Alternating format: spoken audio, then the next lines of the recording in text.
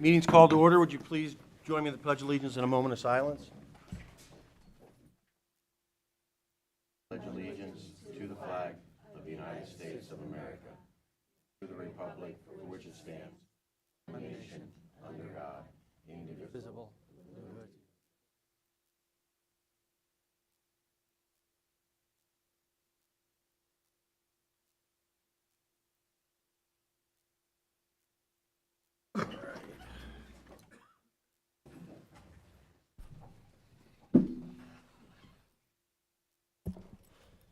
Ms. Terry, roll call, please.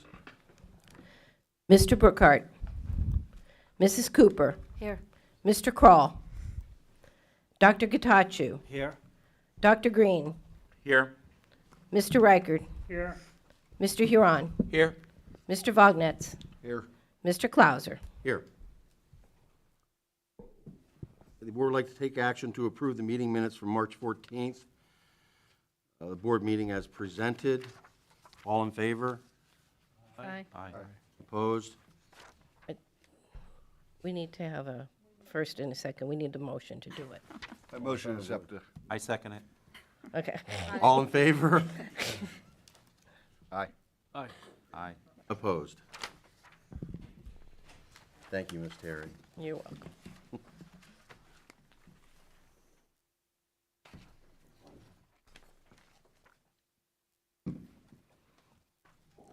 The reports, Mr. Gatachu, CSIU. CSIU, I was not able to attend their meeting. That was last Wednesday, so. And curriculum. Curriculum Committee, the meeting took place on April 6th between 5:30 and about 6:45 p.m. Most of the time was a discussion about the Act 158 overview and assessment of students' progress K to 12.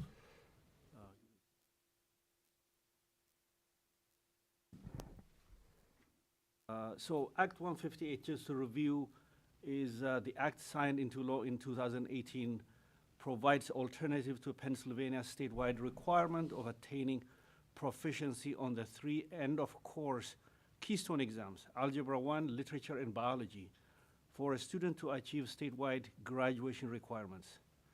And we discuss some of the details on how to implement, and also we discuss forms of evaluating students in their progress from first grade to graduation or completion.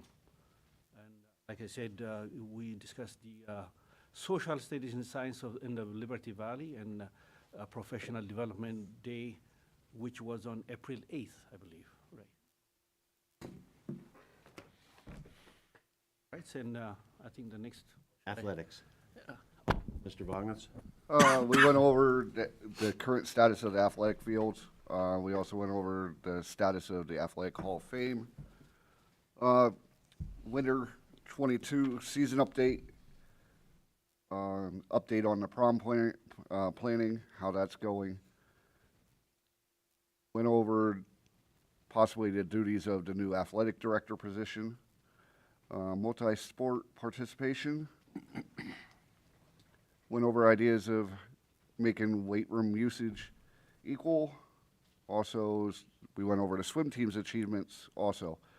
Possibly checking in for a new record board for the swim team down at the Danville Area Community Center.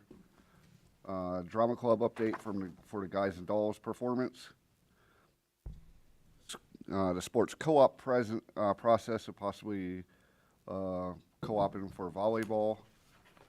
Went over the practice field usage and assignments. And that's all. April 30th. That's at Frosty Valley.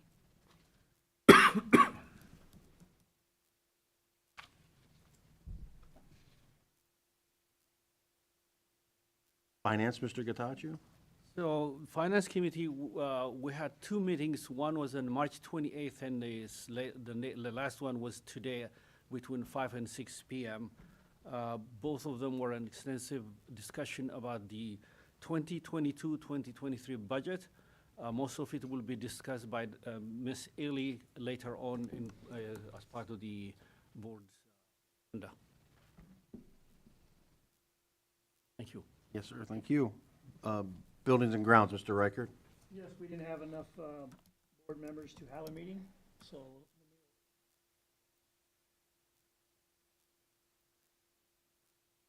Superintendent's report. Okay, thank you.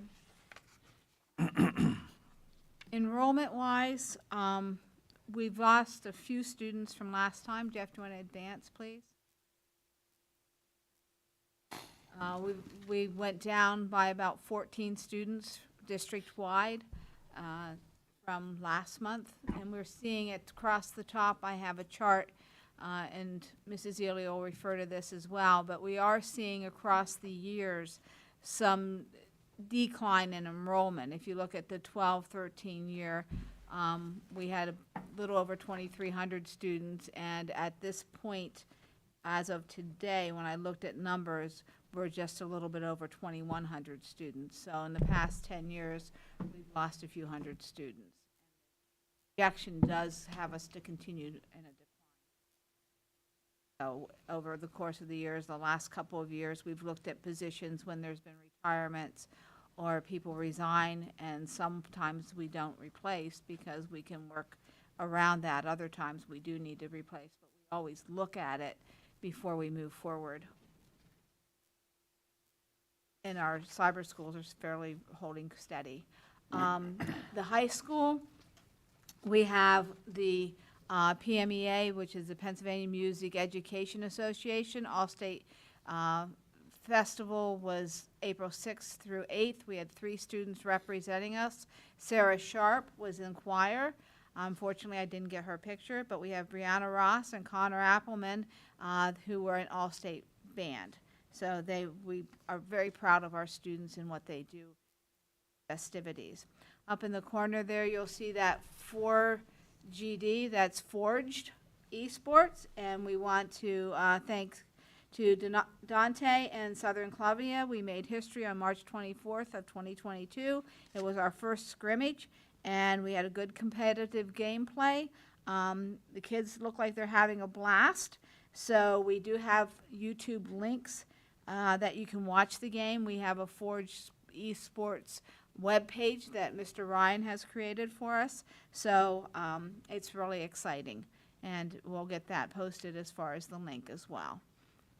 And then you'll see today and tomorrow we have FBLA State Leadership Conference, and they're the students who are participating. And our Keystone testing for the high school is coming up in May, so there's preparation happening for that. At the middle school, they keep us really busy. Students raised over $200 to help the UN humanitarian aid in Ukraine by donating money and showing love by wearing blue and gold. We want to thank the 8th grade student council because they have a games committee, and they put together a scavenger hunt for the students to participate in last week. So they had a great time. You can see the students there trying to figure out what to do next. Also, 8th grade students celebrated Pi Day. That's P-I Day with pies, P-I-E. After not having a game game night in 2 years at our middle school, which is somewhat of a tradition, it was nice to see everyone come out. The student council and the honor society helped run the games, and got everyone to participate. So that was a really positive night. And we also wanted to say that we had 3 of our students win first place in their divisions at the Regional Media and Design Competition sponsored by the IU. I have Kylie Winterstein, 6th grader at the middle school, won first place on the web page design in the middle school division with her website about fire safety. And we had a 9th grade student also win first page on her web design about volunteer opportunities in the community. So we were very good. That's Kylie there with her winning website. And all of my superintendent reports are on the school board page on our Danville website. So when you go in and open my presentation, you'll be able to click on that website and see her work. So I thought that was a little nice piece for her. So we want to congratulate them and thank the staff at Danville Middle School who helped these kids get their web pages created and do so many different things. Liberty Valley has had a bunch going on. Again, that tooth up there is it's healthy. A healthy mouth is part of a total health and wellness and makes your child more ready to learn. So on April 6th, third graders participated in a dental screening called the Smile Survey. And this was initiated through the Department of Health, PDE, and the PA Coalition for Oral Health. They participated, each participating child was given a toothbrush, and a letter was sent home with the results of the screening. We were well, Liberty Valley was one of the schools picked across the state. Not every school had this opportunity.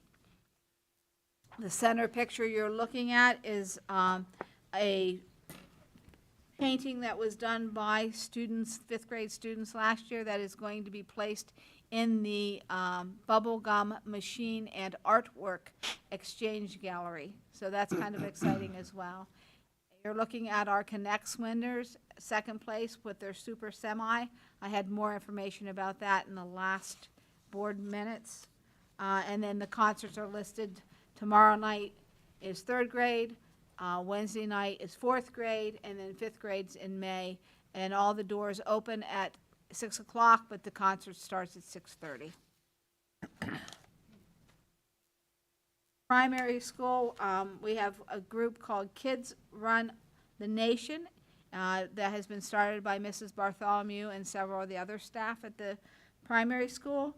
We put it out for all students. We got so many responses, we had to limit it to one grade level. We have 66 second grade students participating in this. So it's super exciting. The other thing is, I don't know, I haven't seen Mr. Yuck in ages, but that center piece is the Mr. Yuck presentation was made to first grade. So I was really glad to see that somewhat back. We had Mr. Yuck stickers all over my stuff at home when the boys were growing up. So that's a good thing that's happening. And then also the students used their STEM skills to create leprechaun traps. All right, and they incorporated their writing in this activity as well. So they used their STEM skills, and then they had to write about it or how the process went. So our primary students are, doing math, science, writing, and physical activity to have a very, very well-rounded students. Head Start, April 2nd through the 8th was the week of the young child, and they had something special every day. So they had Music Monday, Tasty Tuesday, Work Together Wednesday, Artsy Thursday, and Family Friday. So the youngsters there were getting a great deal of activity as well. I just want to say we are delighted to announce that the 2022 Feeding Schools Kids Register Roundup program was a great success, and the district was awarded $3,826.13. And that's when you go to the store and they ask you, to sign up for your school or sign up for an extra couple cents. That's what that does. So we appreciate that for the students as well. That's it for me. Thank you. Open the floor for public comment.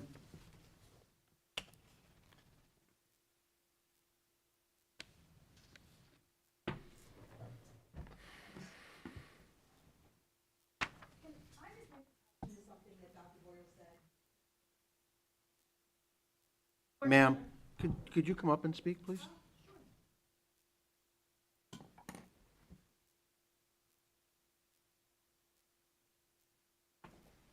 Heather Hackenberg. It's great that we get to see all these kids and everything that they do. I really think it's important, though, that we know seen Brenna Ross the last couple of weeks, the last 2 months up there. So it's great that we're seeing them, but I really think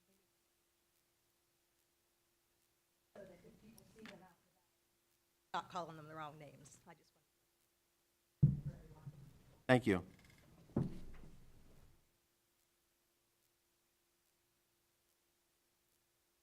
Any other public comment? Okay. I'd like to introduce Miss Molly Need from the Community Center.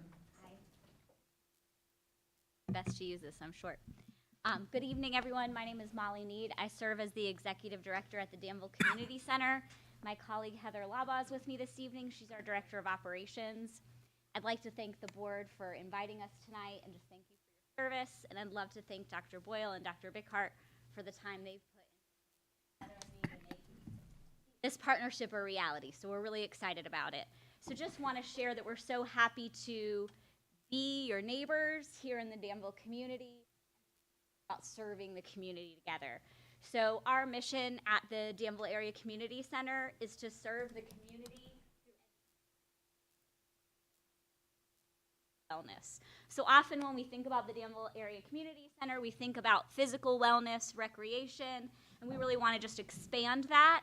And so we purposely, there we go, put educational first. So we're excited about these educational opportunities.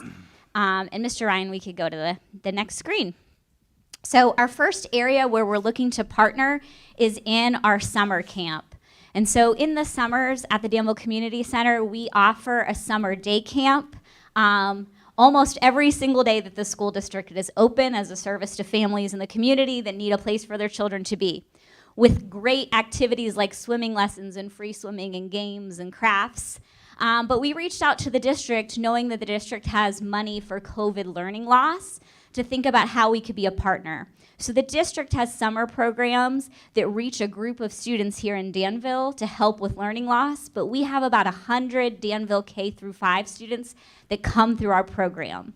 And so we've been in conversation with Dr. Boyle and Dr. Bickhart about how our students could come and do some stations up at the primary school that are sort of education hidden and fun, if you will, but also hit that extra group of 100 students for summer learning loss. So we're excited to be able to be on the Danville campus and hit 100 more Danville students with summer learning experiences. The other thing that we're in conversation for a partnership about is before and after school care for elementary students. So we currently have a before and after care program for families whose work schedules just don't allow them to be home all the way up until school starts and right after the end of the school day. And so we're looking to partner with the district to next year actually run our before and after school care in the primary school to make that easier for families. It would still serve students in kindergarten through 5th grade with transportation from the district to Liberty Valley. And so we're really excited about those conversations, and those are some kind of ongoing talks, but we're really trying to think about how to make care easier for families in the community. The next partnership idea that we're really excited about is 2nd grade swimming lessons. So for those of you that have been longtime Danvillians, you may remember that the DAC had provided swimming lessons to children in kind of a variety of grades. I think it started in 6th grade when the DAC first opened in the 80s, went to 4th grade for a little while, but Dr. Bickhart and Dr. Boyle and Heather and I have been in conversation to target 2nd graders for swimming lessons. First, I think swimming lessons are really critical in a river town. And so it's just a really important life skill, let alone sort of a lifetime physical fitness opportunity.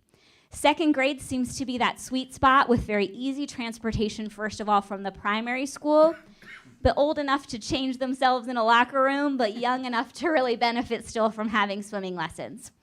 So we're really excited, and we are a nonprofit at the community center, so we do have to think about the bottom line, but we looked at costs associated with swimming lessons and reduced them to literally just cover our costs as a break-even sort of gift to the community, if you will.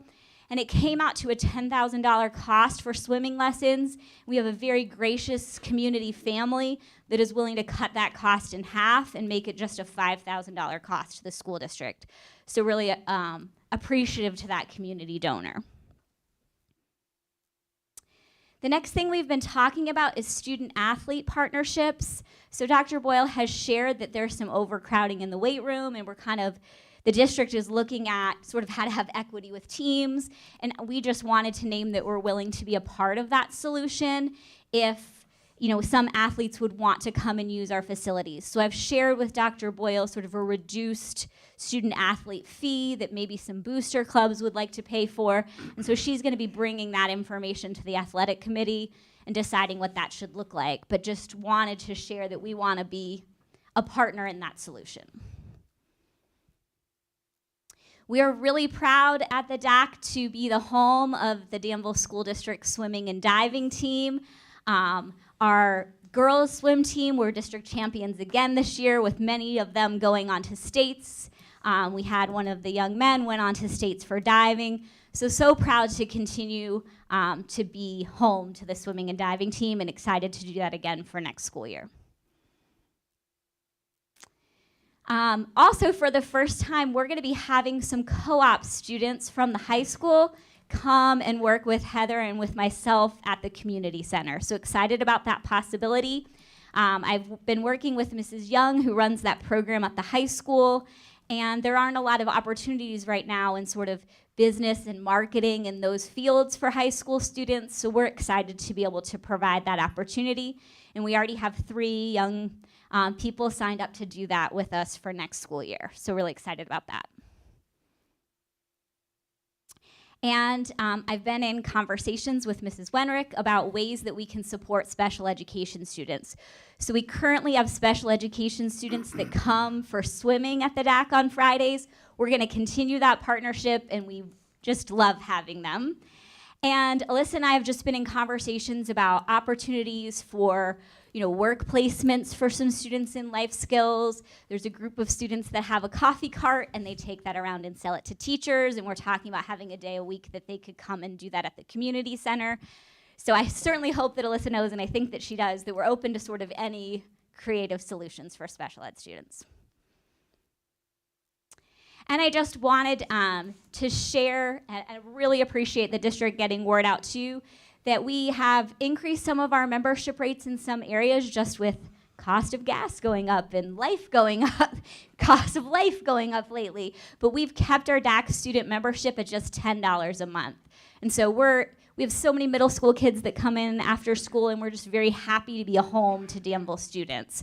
And so just appreciate spreading the word that DAC is a good, safe place for students to come. And then we also have a 10% membership discount for Danville staff, and hope that many people will take advantage of that as well. And then on the last slide, I just have my contact information, and certainly happy for people to reach out after the fact or to answer any questions today. Thank you, Molly. Thank you.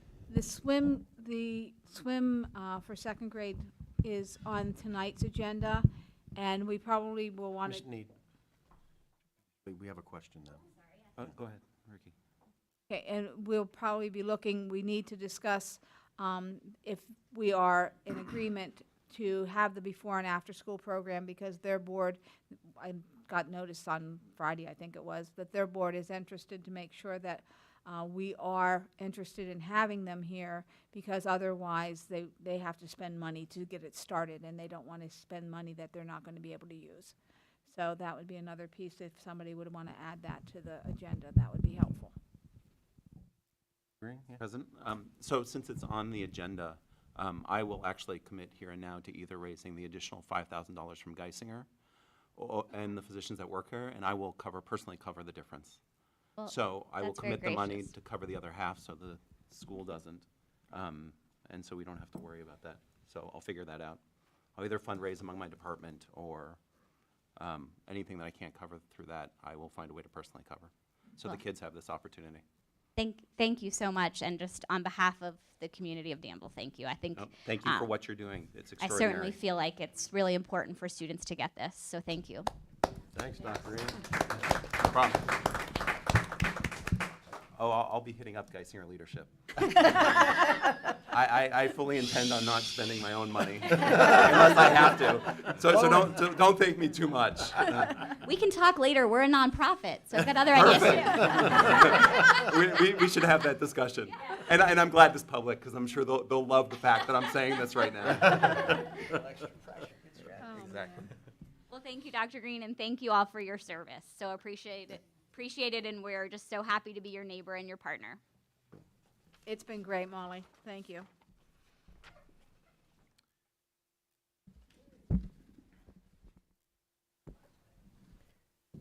I can introduce her. Please. Hi, We have from WDE and Associates, our auditing firm, Mrs. Warwick. She's going to be presenting the June 30th of 21 financial statements. They are attached to your board agenda for all board members. We did not print it to save paper, but she will come up and present. Thank you, Bobby. I'm hoping I don't have to hold this. You probably should because. You think I should?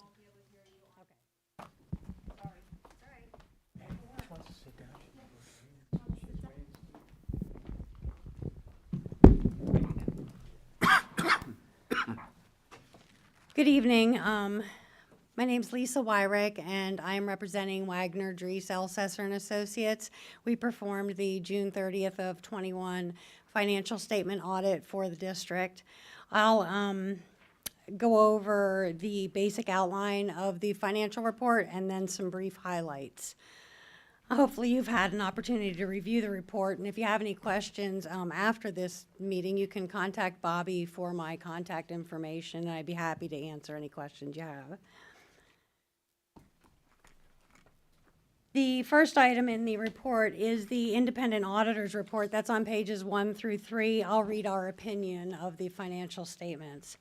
In our opinion, the financial statements present fairly in all material respects the respective financial position of the governmental activities, the business type activities, each major fund, and the aggregate remaining fund information of the Danville Area School District as of June 30th, 2021, and the respective changes in financial position and, where applicable, cash flows thereof, and the respective budgetary comparison for the general fund for the year then ended in accordance with the accounting principles generally accepted in the United States of America.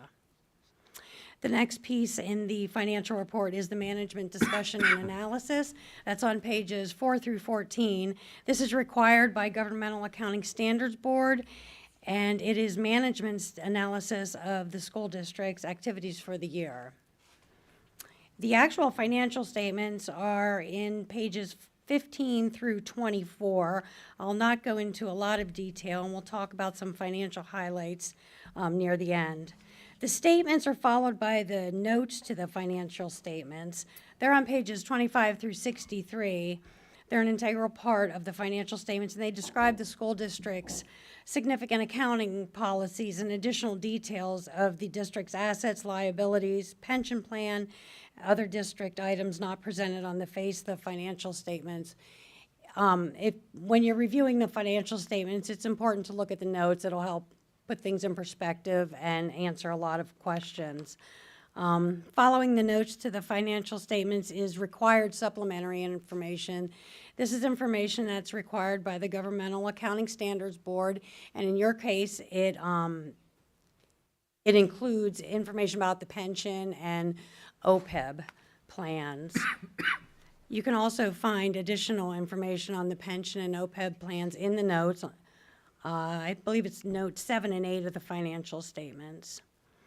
The schedule of expenditure of federal awards is on page 69 and 70, and this provides details of federal funding received. Near the end of the financial report, there's two additional letters to the board. One is an independent auditor's report on internal control over financial reporting and on compliance and other matters based on an audit of financial statements performed in accordance with government auditing standards. I'll just read a brief section of that that would interest you. We did not identify any deficiencies in internal control that we consider to be material weaknesses, and the results of our testing disclose no instances of noncompliance or other matters that are required to be reported under government auditing standards. The second letter is an independent auditor's report on compliance for each major program and on internal control over compliance required by the uniform guidance. Danville Area School District complied in all material respects with the types of compliance requirements that could have a direct and material effect on each of its major federal programs, and we did not identify any deficiencies in internal control over compliance that we consider to be material weaknesses. I'll go over a few financial highlights. if you are following along, I'll go over some things on the statement of net position on page 15. Current assets decreased approximately $957,000 over the year, mainly due to decreases in cash and investments of $2.7 million and an increase in amounts due from other governments of $1.6 million. Capital assets decreased approximately $483,000. This was due to depreciation of fixed assets. Current liabilities decreased approximately $133,000 as compared to June 30th of 2020. Increases in non-current liabilities of $2.7 million were due mostly to increases in net position and the OPEB liability. Net position decreased approximately $2 million. The district has committed $4,868,000 of its general fund balance to mitigate projected increases in retirement and health insurance costs. The next statement that I'd like to point out a few things would be the statement of revenues, expenditures, and changes in fund balance. General fund budget to actual, that's on page 21. The school district ended the year with higher than expected revenues by approximately $1 million. This was mainly due to federal funding provided by the COVID-19 Education Stabilization Fund. Expenditures overall were $1.1 million more than expected, and that also was due to the spending of the COVID-19 Education Stabilization Funds. Other mentionable items: the district refinanced general obligation bond series of 16 and series A of 16 during the 2021 fiscal year. The total savings in these refinancings amounted to $1,156,238, sorry. The district restated its net position and fund balance to reflect the adoption of the provisions of DASD 84 regarding fiduciary activities, in which the district changed its classification and presentation of the activity fund. Previously, the activity fund was presented as a fiduciary fund, and with the adoption of DASD 84, the activity fund is now presented as a governmental fund. This resulted in an increase in governmental fund balance of $154,407. Those are the basics. If you'd like to do a further review of the statements, I'd be glad to answer any questions you have. And as I said, Bobby can provide you with my contact information.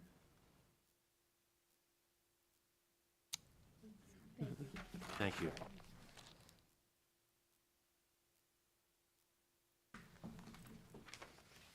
President? Mr. President? Yes, sir. I actually move that we postpone 5.3 till the presence of the full board is here. The preliminary budget is the next item on the agenda. I propose that we postpone the presentation of it till we have the full board either by phone or physically present.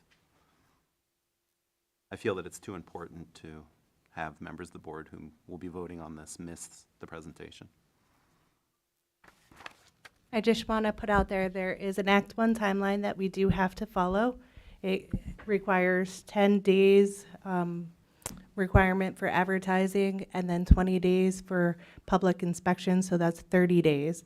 We can fit it within the timeline, but that means it would need to be approved at the next board meeting in May at the absolute latest, so whatever's presented would have to be approved. We don't have time to talk about it, change things, and re-present it at the next board meeting unless we have a special board meeting for the budget. And then also it would have to be approved at the June board meeting. And also, It's the Act 1 timeline, it's state required. what's the guarantee that we'll have 9 people next meeting? So, I mean, you know, everybody knew there's a budget here, so. So two of these things were unavoidable, it sounds like. Were unexpected and unavoidable. And so I think the last board meeting, we had everyone at least present by phone. And I think the solution to that would be to have an extra board meeting if necessary in order to have the discussion about the revised, if there is a revised. So I agree with the special board meeting, but I think we ought to have the presentation tonight also. And I can have Wayne and John review it over YouTube, so we can at least have an understanding of what's going on. And when we have that special meeting, there's time to contemplate, at least for the people that are here, about what's in that budget. It's the chair's decision. I will not appeal the chair's decision, so whatever in the end that you decide, unless you'd like to bring it for a formal vote among the board members. But I don't withdraw my motion. I would like, I mean, I think we should probably vote on it. It's not my decision. But I would like to hear the presentation. But in addition to that, I would like to have a special meeting because I would like more people from the public to know about this and here to listen when we vote on it. That's my thinking. But I would like to personally hear it so I can get the gears turning myself. So procedurally, we do have a motion, so there would need to be a second with respect to tabling. If there isn't a second, then the motion would fail, and then the presentation would move forward. If there is a second, then the board would vote on whether they wish to table the presentation tonight. So There's a second. But do you have a second? All right, I just got confused.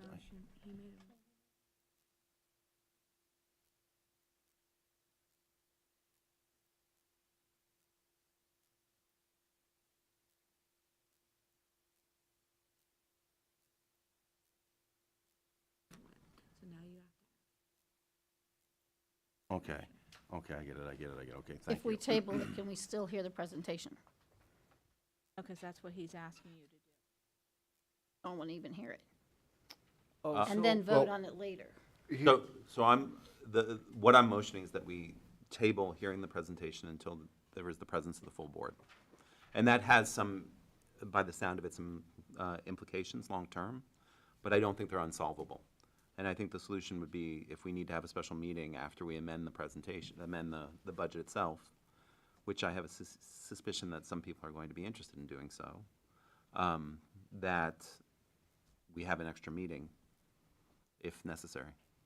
So I think what Mr. Clouser said makes sense because you can present, the board members who are absent can watch it and contemplate as well as the public.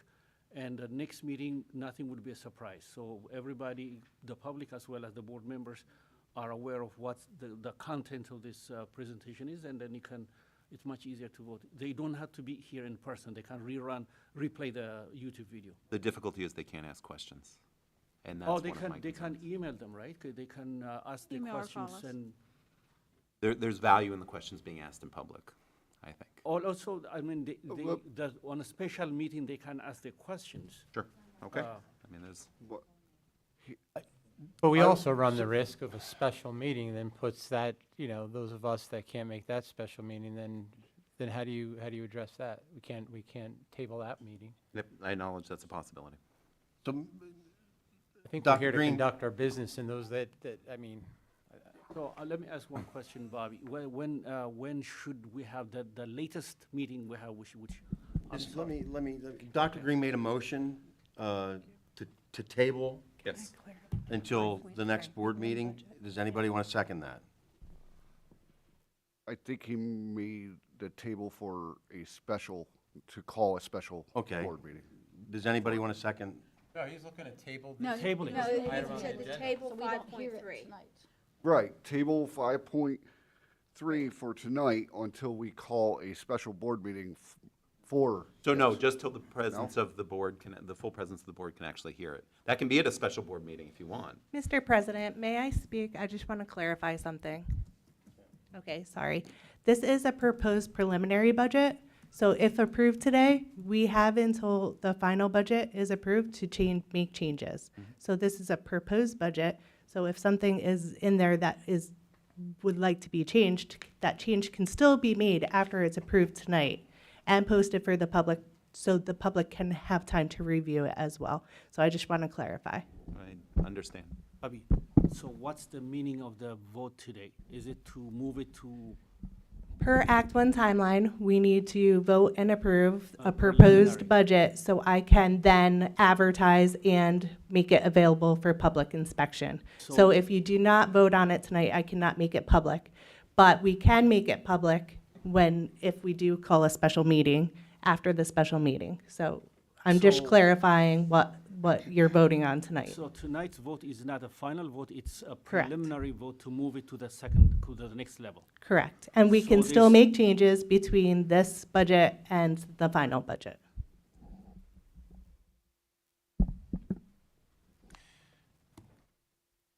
If there's no second, it's irrelevant. So if anyone wants the second. I have a motion to table. Does anybody want a second? Motion failed.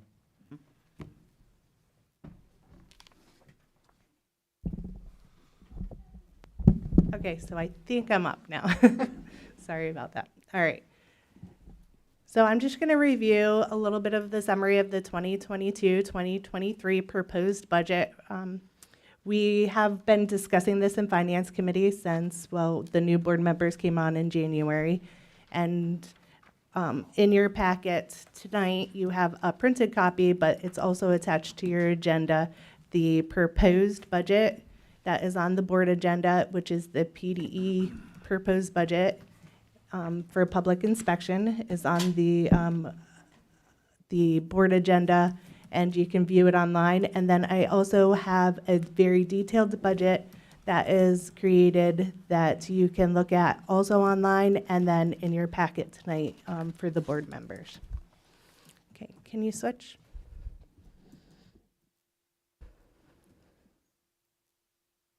It's important to note that the district is made up basically of local, state, and federal funding. 56% or 57%, can't see that up there, is made up of local revenue. 7% is federal and 37% is state. Every school district is different. It's based on your market value aid ratio and your basic ed funding that you get from the state. So the majority of our funding does come from local sources, meaning real estate taxes, earned income taxes, and things of that nature. So $44,371,598 is what is currently in the budget for revenue. Local revenue is on the next slide, Jeff. Again, this is small, but local revenue is made up of real estate taxes, earned income tax, Geisinger Community Assistant revenue, for a total of $25 million. And you can see historic amounts on the the table below.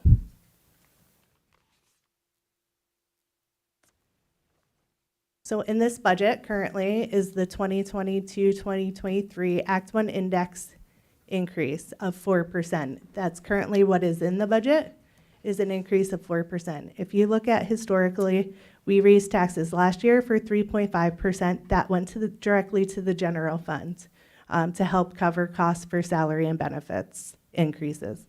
In 2021, there was no increase due to COVID. The board had decided to alleviate some of the increase for the taxpayers. In 2019-2020, there was a 2.7% increase that was completely assigned to the Columbia Montour Votech construction project, and so the general operating budget got 0% of that.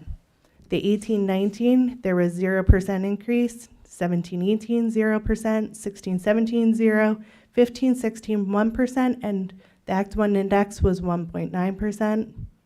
14-15, 2.5, Act 1 index was 2.5. In 13-14, the district did do a partial exception and increased over the Act 1 index of 2% up to 3.94%. In 12-13, it was 2% and the Act 1 index was 2%, and 11-12 was 1.7%, and that was the Act 1 index. So this is the historic look over the past increases for Danville's real estate taxes. 4% is approximately $589,646 in additional revenue, and that's net with the delinquent rate. I had applied the delinquent rate to that.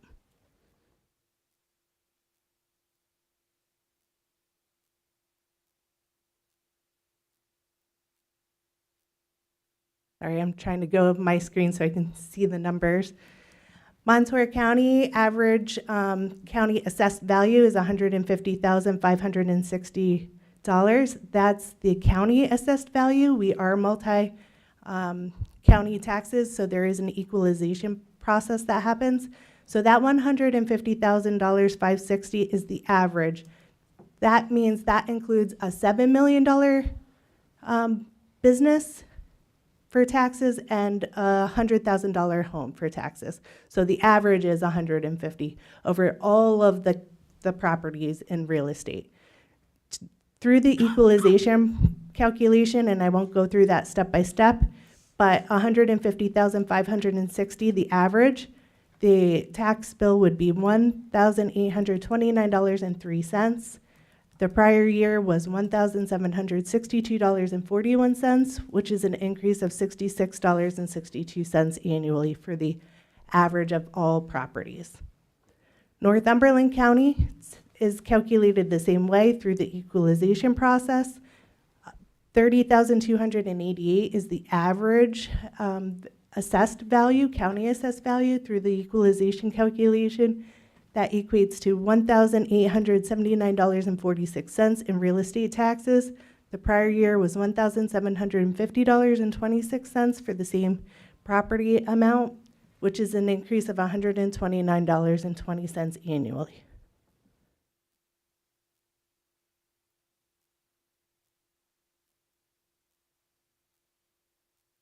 The next pot of money is our state funding.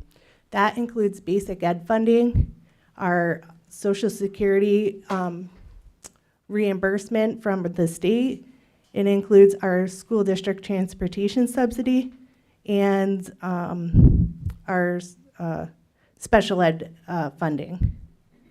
And we also get approximately half of our retirement back from the state as well. So it's a total of almost $3 million for the 22-23 budget. And you can look at historically where we were at the chart below.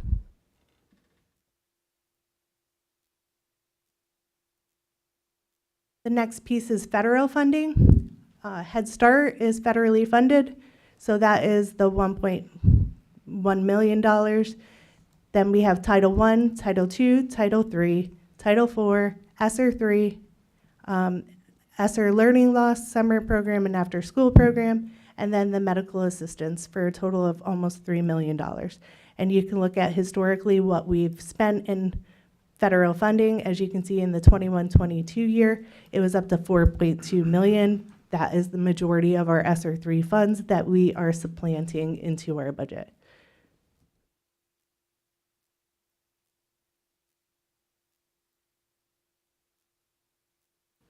This is a summary of our general operating expenditures. The 22-23 proposed budget is in the left-hand column, and then historically you can look at the historic numbers. So 70% of the school district's budget is made up of salary and benefits.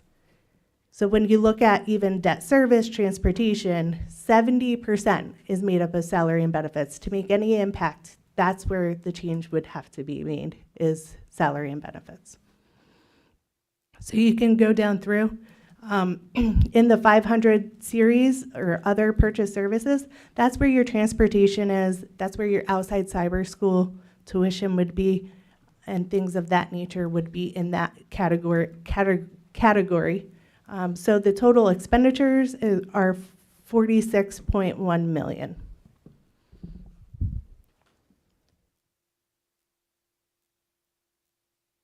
I did a little bit of a benefit analysis here. One of the areas that we saw rapid growth was our health insurance benefits. Through negotiations and contracting with a consultant, we were able to negotiate our pricing for part of our benefits for Geisinger Direct that we have. And then also during our last negotiations, we were able to get a $250 deductible plan worked in. So you can see the rapid incline of health insurance, and then we're starting to level off with our health insurance cost because of these preventive measures that we took.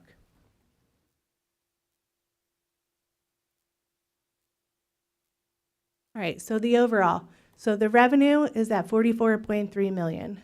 The expense right now is 46.1. It's a deficit of 1.7 million. That is with the 4% tax increase. The general operating fund balance as of 6/30/2021 assigned was 4.8 million.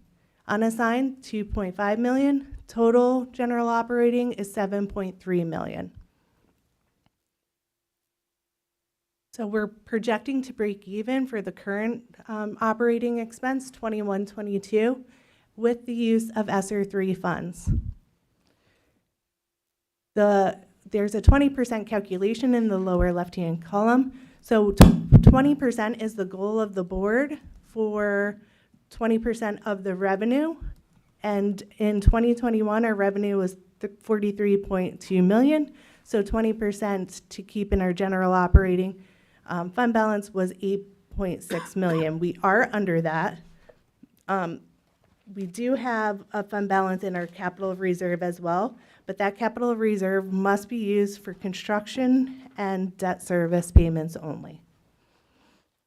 And that capital reserve fund balance is in your detailed general operating budget. Are there any questions?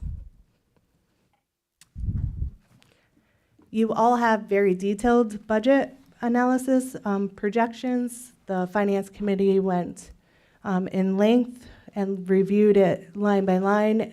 We looked at all of the major changes from the previous year to the current year. Anything of significant value, we went line by line and discussed them all. So does the Finance Committee have anything to add to it? So let me start by asking you, so the average annual payment for the district would be about $66.60 or so, considering that some of these properties that you said are $6 million, all this will pull the average way above what normally would be. So if we strip those large properties that a large amount of money, then the average residential property would be probably paying significantly less than $66 in a year. Yes, that's correct. And $66.62 is just Montour. We do have to do two calculations. Correct. Northumberland is $129.20. And again, that's the average. So businesses that are $2 million, assisted $2 million, that's going to, calculate into that average. I'm just curious, did you do a check on other districts? Are they all like hurting like we are? We have a business manager meeting every month, and every business manager has stated that they're at a $1 million, $2 million loss with raising to the Act 1 index. It's very common at this point. There are school districts that get a lot more state funding that are not hurting as badly, but we get a lot of our money from local funds. So areas like Berwick, who has more state funding, or bigger cities like Harrisburg or Philadelphia, they get a lot more state funding than we do here at this district. Well, I have significant concern about raising taxes on people right now, especially with 8% inflation. What do you attribute the majority of the deficit to be due to? This is an ongoing historical problem. We haven't raised taxes in the past. As you could see from the historic, there was about 5 years that the district didn't get any of those funds. So historically, when you don't raise taxes, then you're getting further and further behind. And we have been using our general fund balance for general operating expenses. So that's yearly expenses. So when those yearly expenses increase, then so does the amount of money you're going to spend out of your general fund. Also, our cyber charter schools went from $360,000 in a normal year up to $1.1 million through COVID, and I'm still projecting it to be at $875,000 for the current year.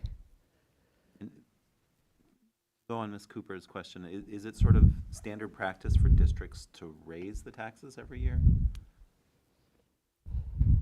Yes, it is. So it's not out of the norm for PA state schools to raise every single year? No. Well, forgive my So ignorance. can I add on this for Dr. Green? Pennsylvania average compensation from state funding of schools is about 37 to somewhere in that area % of the school's budget. And this is one of the lowest in the country. And the average is about 47, 45% nationwide. Some of the schools go up to 65% of their budget funded by the state. So that puts a lot of pressure on the residents to make up for that deficit by raising taxes. There are other states that don't need to do that. And I spend quite a bit of time trying to educate myself on this because there's a significant deficit here from my perspective. But, I still have the residual concern that both we are continually running a deficit and that, too, we're about to raise, or at least contemplating raising taxes on people at a time where inflation is currently 8%, which seems very, very difficult sell to me. Regardless of the cost of it, it's the perception. When you have farmers out there right now who are living paycheck to paycheck, now I'm not talking about your big operations, but there's farmers out there literally live season to season. And they have massive amounts of property that they're paying taxes on. And when you tell them, in addition to their fertilizer this year going up 3 times the normal cost, their chemicals and stuff going up twice the cost, their seed going up 3 times the cost, and now their school telling them you got to pay 4% more. It's tough. It's hard for me to sit here and do that. I know it upsets a lot of people that I'm raising a concern about it, but I'd really like to be able to try and scrutinize this to see if there's anything possible that we can do. Why is Berwick getting more state funds than we? How is that possible? It's based off your market aid ratio, so market value aid ratio, and Danville has a higher market value aid ratio than Berwick does. So that's only part of the basic ed formula, which is very extremely complicated, but that's only part of it. And so larger school districts and cities and poorer school districts get more state funding than districts in our position. Any of the COVID relief money, is there any way that we could? We filled that hole in 21, 22. In the current year, we filled that hole with the funding. I don't know if you can answer this or if it's putting you on the spot, but where do you see us if we don't raise taxes? We're just going to keep depleting our fund balance. It's just going to keep depleting until we have none, and then the district will be in a financial position where we can't raise above the Act 1 index without getting going through the referendum, the vote. So, yeah. And would you like to add anything as our solicitor? I mean, you never want to get into a position where you deplete your general operating budget, because once you get to that point, that's when the state comes in and forces you to and takes over your operations. That's what I believe Harrisburg is going through right now, where they're being controlled to thank you, sorry. Where they're being controlled to balance their budget, take over the operation. So you never want to get in that type of situation. I will tell you, our office represents about 40+ school districts. We are seeing those school districts raised to the index because, again, they're trying to fight this battle of staying above. Everyone's been hit hard, whether it's the communities, the school districts, the businesses, and it's just everyone trying to stay afloat.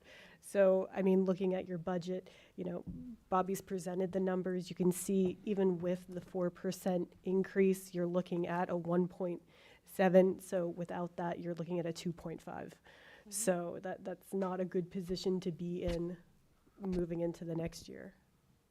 Bobby, just one number that's sticking out, just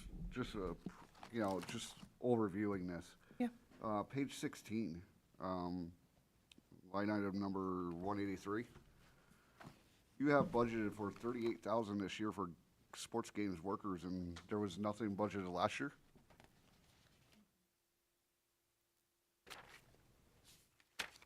It's not that nothing was budgeted, it was just budgeted in a different object code. So if you look at the, I'm sorry, off the top of my head. We are cleaning up our object codes per the PDE chart of accounts.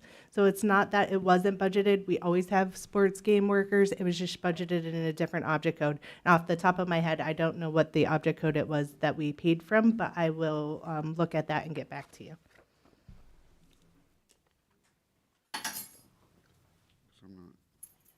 We were budgeting it to one code and actually paying for it out of a different code. So this is just cleaning up the budget to actual. If you look at the 2021 year, we actually paid $22,620. In 1920, we paid $15,970, all on that same line that you're questioning. So the budget is now just matching where we actually paid from. In the 21-22 year, it's just budgeted in a different object code.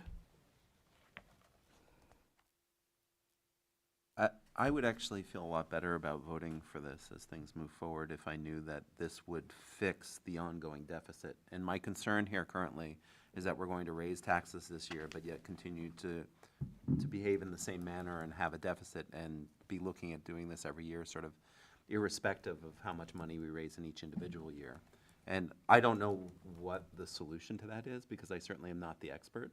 I mean, I spent a long time looking at this budget, trying to make sense of it from my perspective. And I could spot areas where there clearly was more spending or deficits in what we thought was coming in that wasn't coming in quite the same way.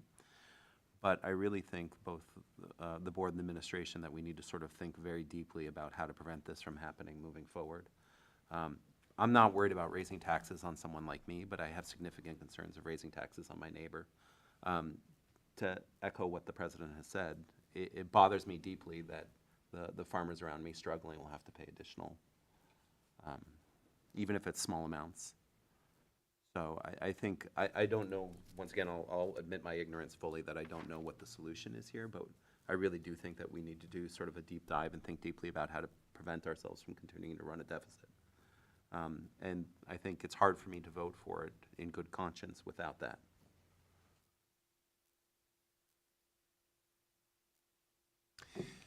So the vote that we're taking today is it's just to move it forward, Bobby. I can tell you, before I ever leave here, I'm going to call for a special meeting where every board member is here and we can sit down and we can discuss it. If everybody would send me an email on the dates that they would be available to have it, so I can make sure that everyone's here, I'll schedule it on a date that everyone is available, if that's acceptable.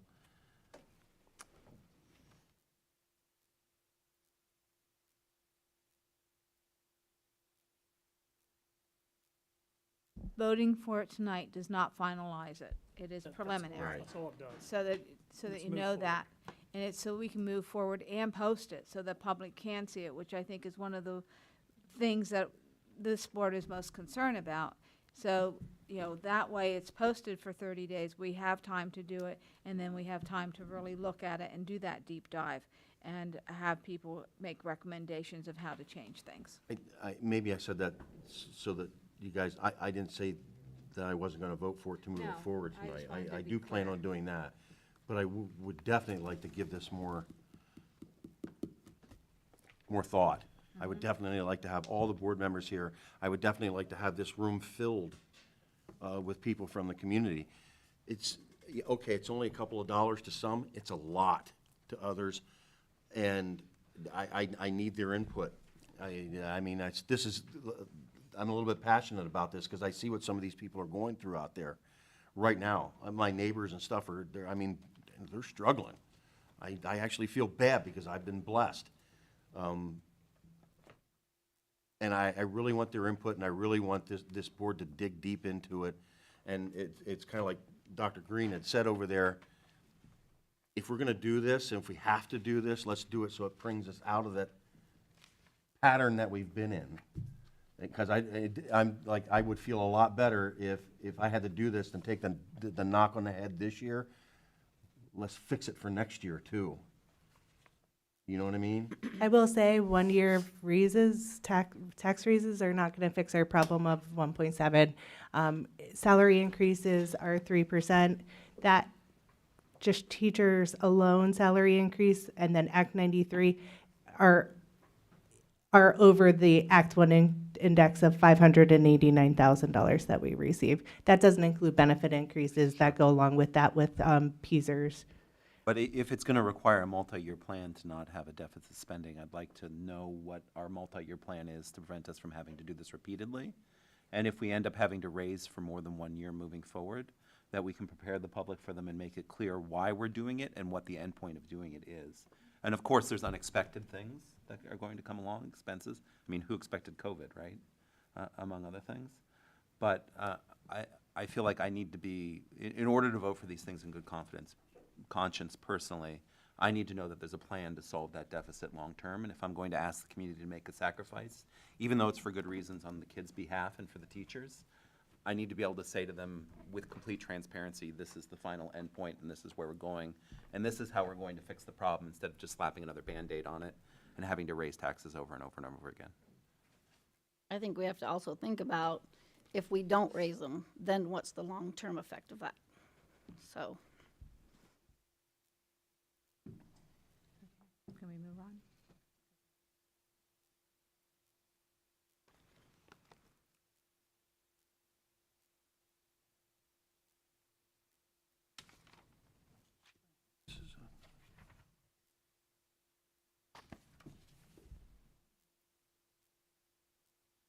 Don't we have to vote on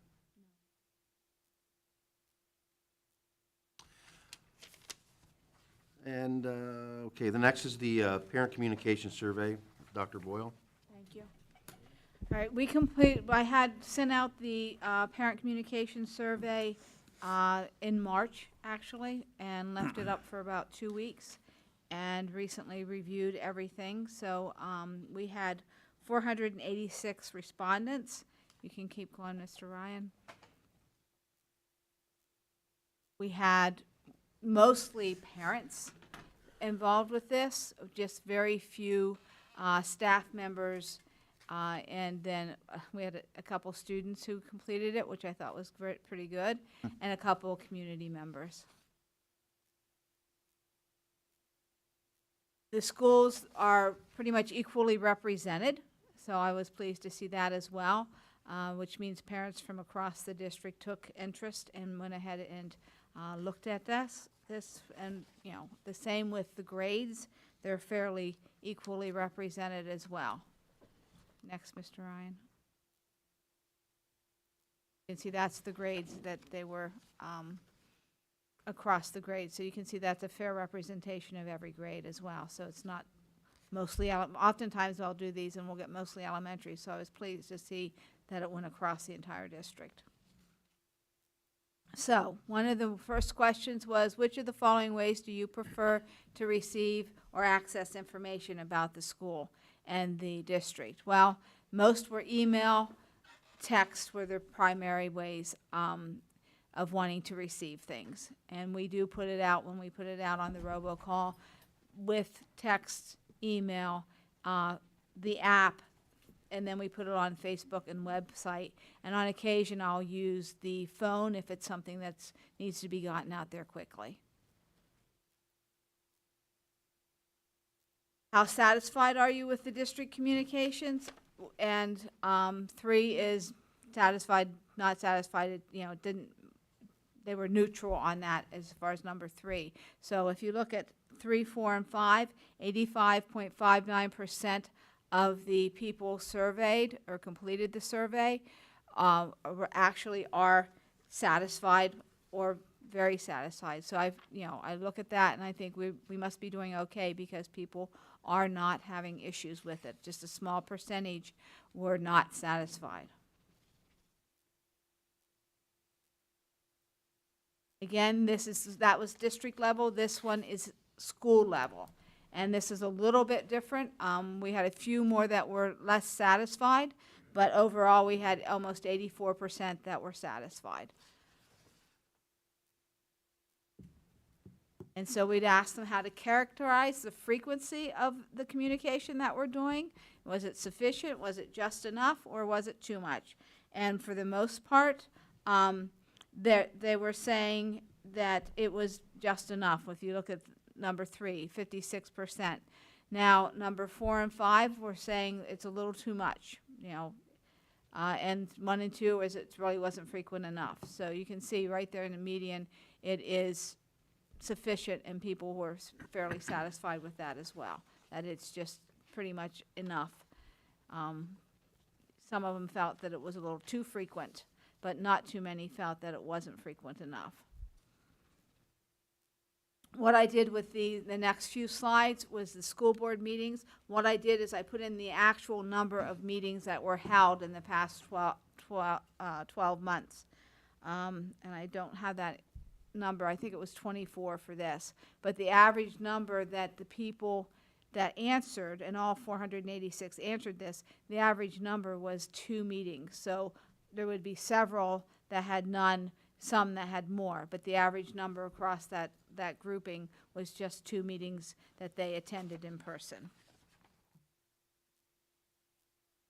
When we asked them about how they were satisfied with how we were collecting our input and feedback, they were saying that they agree that they're satisfied.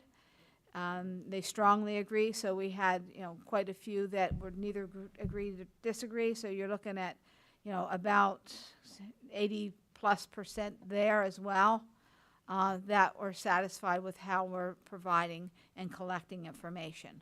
We did have, when we went to the comments, and I did go through every single comment, and I'll speak to those in a little bit, but we did have a few people say that they would like to have opportunity for feedback, so I'll make sure people understand that they can contact, email, come to the meetings, those kind of things that are certainly good opportunity for feedback.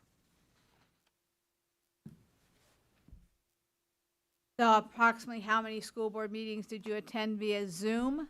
And that we got an average of about 3.5 or almost 4 meetings that they attended during Zoom. Now I think we only had 10 meetings. That's why there's only 10 there as far that we're actually on Zoom. We have more on YouTube. That was done during COVID because that was a way that we wouldn't have people in the room. The recommendation of PBS or PSBA was that that was for that time. It's not something to look at for the future because it takes away the opportunity to manage your meetings as well as you can when they're in person. And then what was their preferred method for the board meeting? Only 12 and 13% said in person. That some of them liked the virtual attendance or viewing it on YouTube was where the majority was. And then of course you had 25, almost 26% of the people who responded that said, look, I don't have any interest. I don't need to. Things are running smoothly, and those were in the comments. Things were running smoothly. We don't need to attend the meetings. And so the ways to improve communication, and I gleaned these from the actual comments that were made.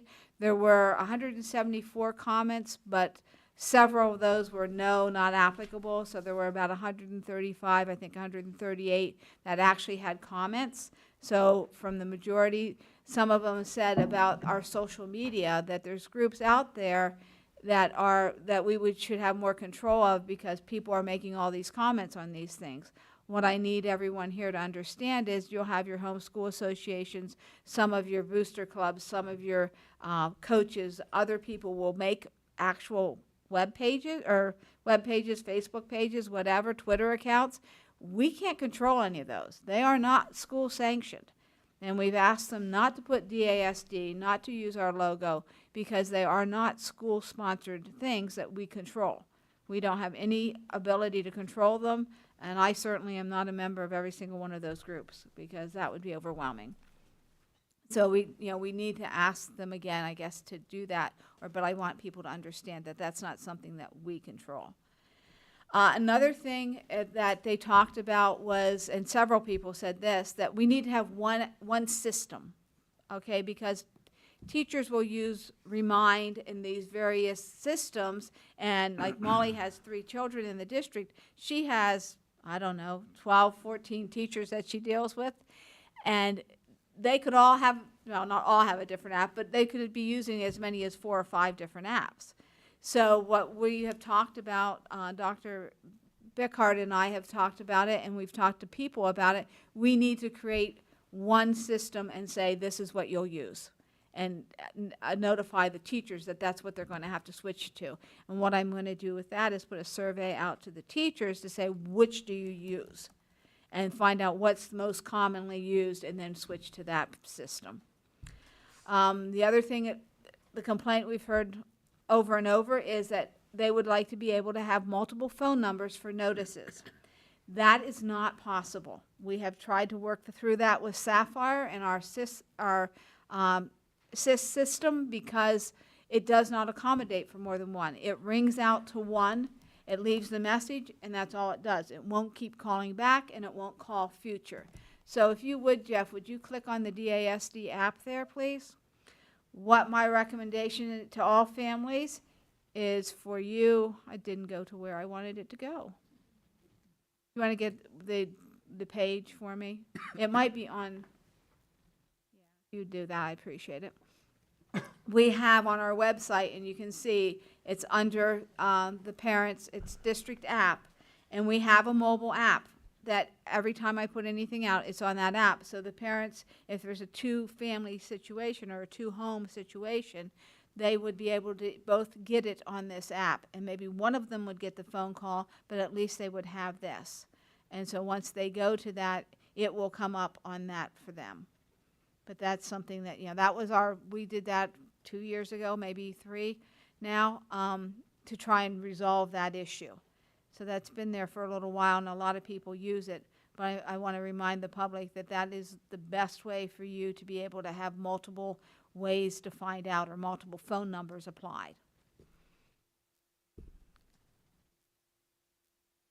The other thing is electronic paperwork. We have gone to having the parent portal, trying to minimize mailing, trying to minimize usage of paper. You know, those are a couple ways we've looked at of twiddling down with the budget and trying to make things a little bit less expensive in some areas.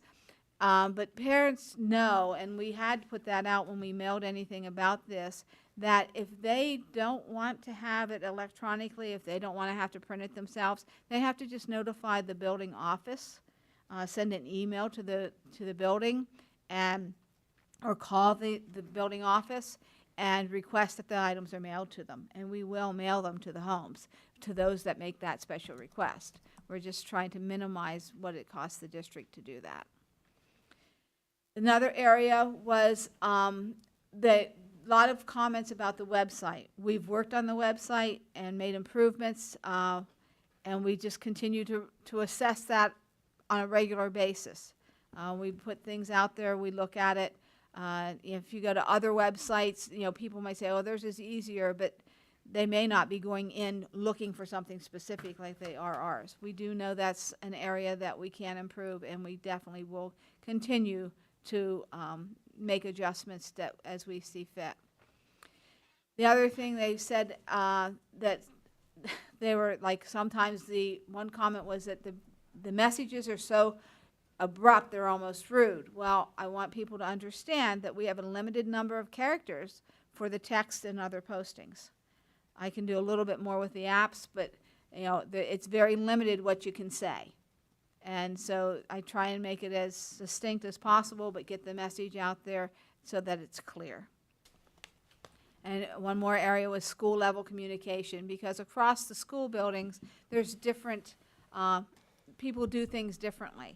So we'll talk about that as well. Like the elementary buildings both have their folders that go home, and parents love their folders. But come to middle and high school, we don't send folders home anymore. And it's not necessarily, even if we did, it would get home. So those things are all of a concern. So that, you know, I recommend people do check these building level websites for things, and we are going to promoting that more things get on more regularly. So if there's any other questions about that, I had sent the entire information, all of the different comments, as well as everything that I showed here tonight, to the board members. So if you have anything else you want to talk to me about, that would be fine. Doc. I'd just like to say, I actually really appreciate Dr. Boyle pushing out the board meetings after our last board meeting. I really appreciate you doing that. It went so far as I had someone come up to me and say, "Are you the reason I'm getting all these texts from Dr. Boyle now?" So Too much, too little. I actually really appreciate that, and I really appreciate your takeaways here and the fact that you did this for us. Because part of this came out of the discussion from the last board meeting. I spent a fair bit of time looking at this, because this is an issue that's particularly important to me. And there were a few takeaways that I took, some of which are up there and some which are in addition to that. So I didn't realize how difficult it was for divorced parents getting the notification. So it sounds like you'd sort of recommend people get the app, because then both of them will get the notifications in that. One of the things that I was sort of struck by from multiple comments that it's unclear how things will be communicated, as no clear communication plan exists. There was one quote that I was sort of really struck by, which said, "Communication seems like an afterthought rather than an intentional practice." And I was really struck by that, because that sort of strikes at the heart of some of the things that I'm hoping the board will be interested in doing as we sort of refine policy. And there was also a fair number of comments about people stating that they didn't want to come before the board because they felt like commenting before the board is useless, because we don't respond and we just sort of do what we want anyway. And there were multiple comments that said that, so that I find that rather concerning. There was also at least 2 comments talking about perception that we're just playing politics up here, including one directed at me, which I found rather humorous and enjoyed, and would be happy to talk to that person if they know who they are directly, instead of assuming what I'm thinking. You can just come ask me. I'm happy to have that discussion with you and with anyone. And there were a couple comments about feeling like the board itself didn't respect parents, and I was really concerned about that as well, which is one of the reasons I feel so strongly the board needs to put out a clear communications policy. My take on the statistics as a scientist who actually spends time doing these things, I see this much more as a qualitative, not a quantitative study, which means it's descriptive, but doesn't actually give us data that would be what we would call that we could act on if it was in medicine. But the things I took away is 1/3 of the parents don't really think we're doing a great job. More than 1/3 parents were not satisfied with school-level communications. Most of the people are neutral about the frequency. So to me, that still doesn't speak that they're either happy or sad, they're just neutral or don't know what to make of it. And 50% of the people were not satisfied with our school's effort to collect input and feedback. Because being neutral isn't satisfied. And so I was reasonably concerned about that still. And this is perfect since we're considering policy 903 today, directly or indirectly. So that's what I wanted to say about that.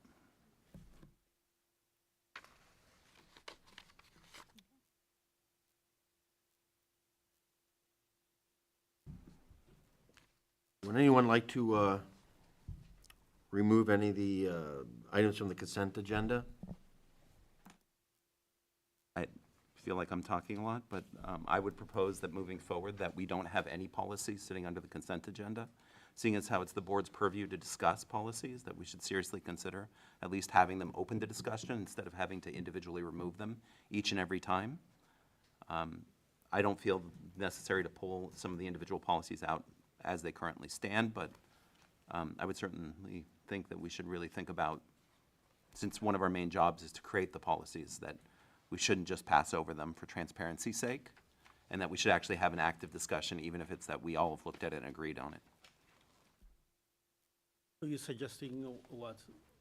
That we no longer put board policy under consent agendas, that we actually look at each one individually, open it for discussion, and vote on it individually instead of as a consent decree. He's talking about 13. All the So, 13s are entire actually board 13. policy Right. that have been piled under consent agenda. So consent agendas are routinely used for things which there can be little or no controversy, right? And I would argue that abdicating the board's power in this context, because it's our purview to create policy, that these things should probably not be under consent agenda. Instead, they should be part of our active discussion. Well, I take consent agenda as efficiency. Instead of isolating each one of them, I'm assuming that everybody reads them and comes on, and just like we did last time, they will, if they have any issues, they can pick and say, I want to discuss this and that. But if there is no discussion going through, so we have about, how many? 10 of them, I think 8 of them are in the consent agenda item. I don't know. I mean, I feel like it's more efficient to say, do you have any issues you want to discuss? No. what do we get by each one of them saying, are you agree, shall you agree, not agree? Part of it Because is if we have to discuss, we can discuss it anytime we want. part of it is perception, because if you read the comments that came back from the communication survey, quite a few people think that we're hiding things in the consent agenda. And if they're formally put forward and we actually have an opportunity to even say something small about them, I think that increases the amount of transparency, even if we move quickly through them. That's my personal take on it. Did you want to remove anything at this point? I'm just suggesting that we think about it moving forward. Can I get a motion then to approve the items on the consent agenda? Motion. Second. Carrie?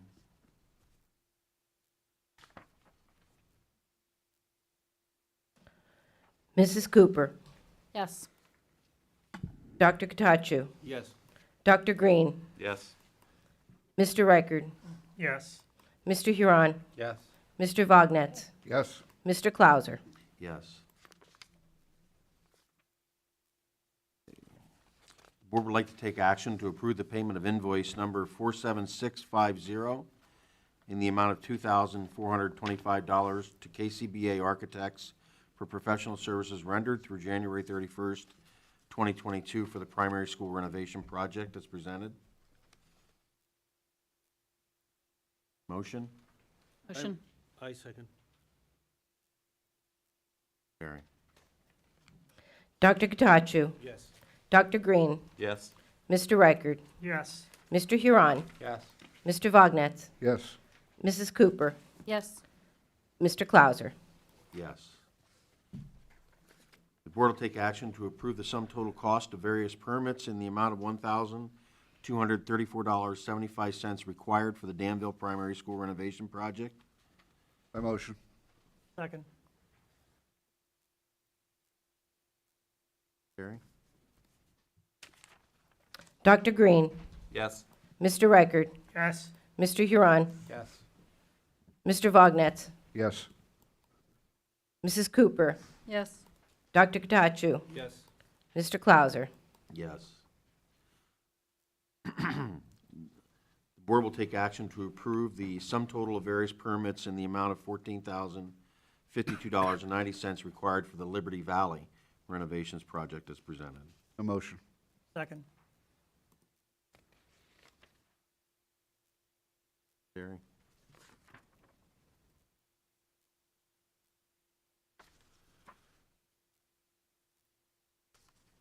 Mr. Reichard, Yes. Mr. Huron, Yes. Mr. Vognetz, Yes. Mrs. Cooper, Yes. Dr. Katachu, Yes. Dr. Green, Yes? Mr. Clauser. Yes.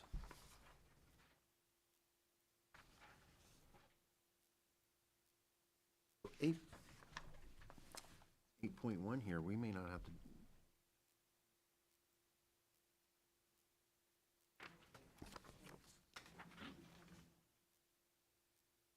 Okay. Okay. That's the agreement is for $10,000. Okay, all right.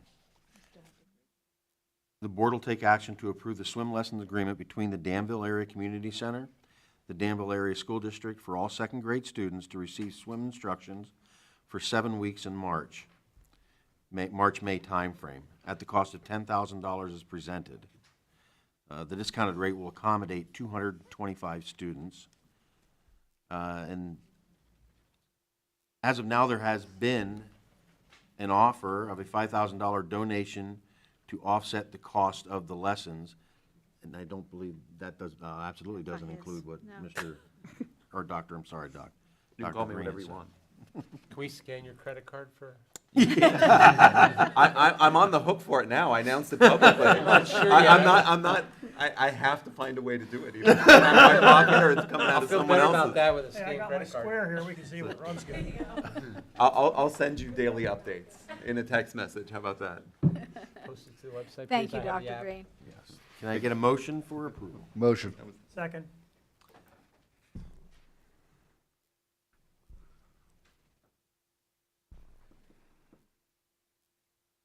Mr. Huron, Yes.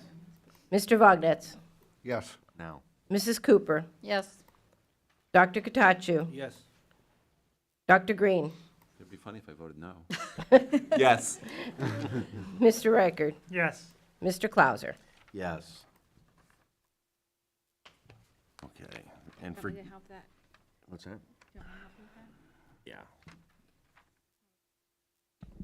Yeah. And part of what we are doing with DAC has to do with the before and after school programming.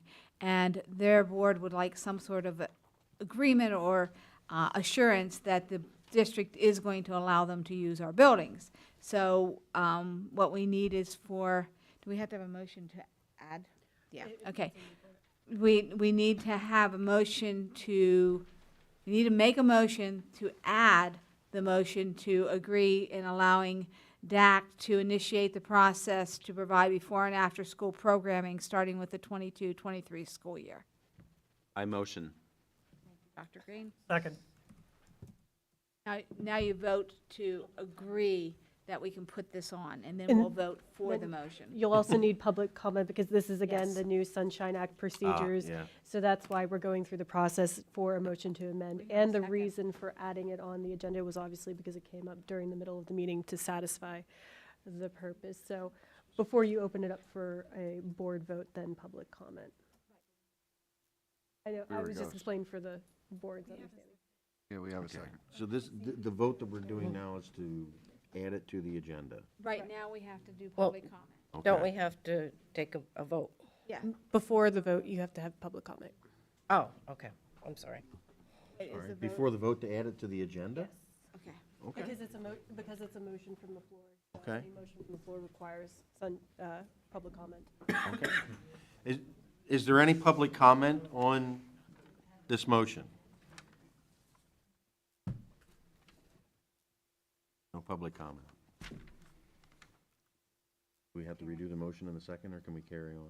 Terry has to I have to, Okay. vote to put it on, and then we'll have to. Mr. Vognetz, Yes. Mrs. Cooper, Yes. Dr. Katachu, Yes. Dr. Green, Yes. Mr. Reichard, Yes. Mr. Huron, Yes. Mr. Clauser. Yes. Yeah. Now can I get a motion to move to approve A motion. the motion? I so motion. I I said, really appreciate it. Can I get a Second. second, please? Yes. Then you'll need public comment as well on that. And, okay. Sorry. Second. And is there any public comment on Sharon that was my motion? second. Somebody. I'll make the rules. Okay, Ms. Terry. Mrs. Cooper, yes. Dr. Katachu, Yes. Dr. Green, Yes. Mr. Reichard, Yes. Mr. Huron, Yes. Mr. Vognetz, Yes. Mr. Clauser. Yes. You're welcome, thank you.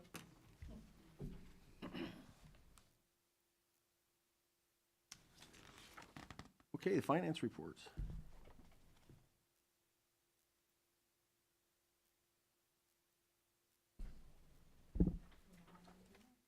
Reports are reports only for your information purposes. I make a motion to approve. No? No? Just, they're informational. 11.3.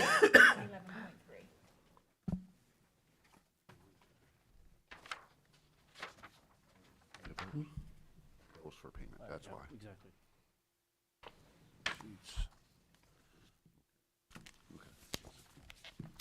The board will take action to approve the bills for payment for March 11th, 2022 through April 4th, 2022. A motion. Second.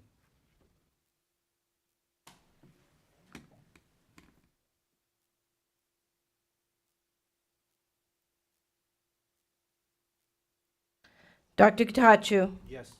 Dr. Green, Yes. Mr. Reichard, Abstain. Mr. Huron, Yes. Mr. Vognetz, Yes. Mrs. Cooper, Yes. Mr. Clauser. Yes.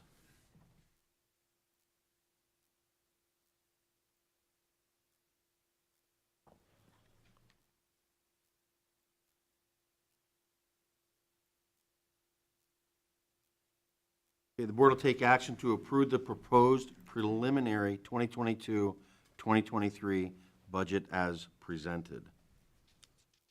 I motion to approve. Second.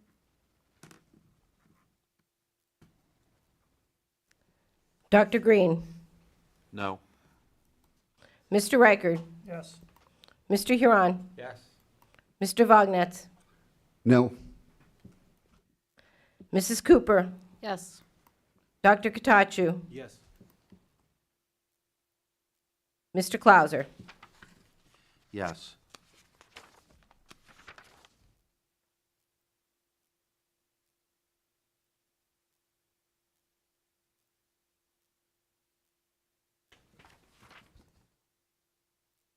Okay, the board will take action to approve the audited financial statements for the fiscal year ended June 30th, 2021, completed by Wagner Dries, Lasser and Associates, as presented. I motion to approve. Second.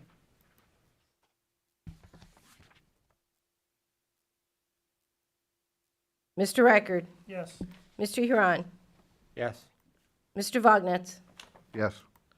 Mrs. Cooper, Yes. Dr. Katachu, Yes. Dr. Green, Yes. Mr. Clauser. Yes. Mr. Clauser, can I make a comment here? Certainly.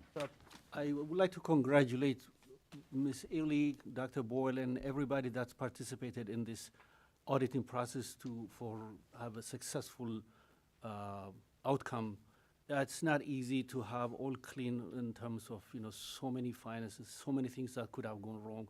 It just shows that how meticulous your work is, so appreciate it. Thank you. Thank you. The business office has a good team. Thank you. Okay. The board will take action to approve Met's culinary management for the 2022-2023 school year pending a document review and approval from the PDE, Division of Food and Nutrition. The request for proposal process was completed and evaluated independently by 4 district staff members. There were 3 companies that submitted proposals. Met's Culinary Management received a score of 83.75 out of 100. The Nutrition Group received a score of 74.5 out of 100. Southwest Food Service Excellence received a score of 60 out of 100. Motion to approve? Motion. I second.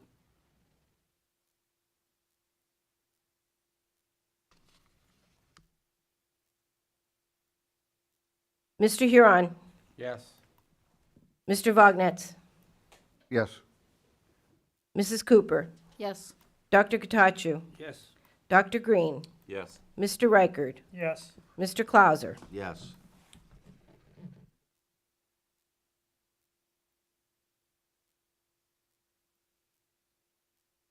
The board will take action to approve the 2022-2023 Danville Pre-K accounts budget as presented. I motion to approve. Second.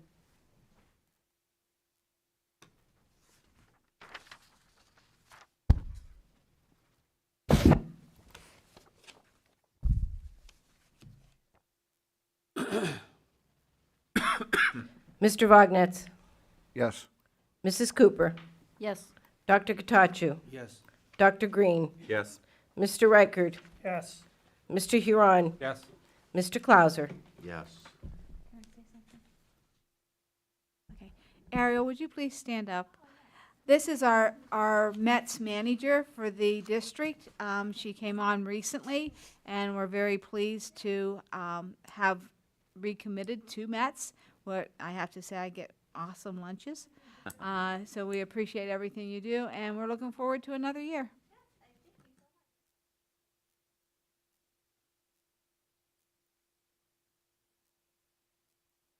Yes, it is. There's a food service spot. Yeah, she's Mets manager at danvillesd.org.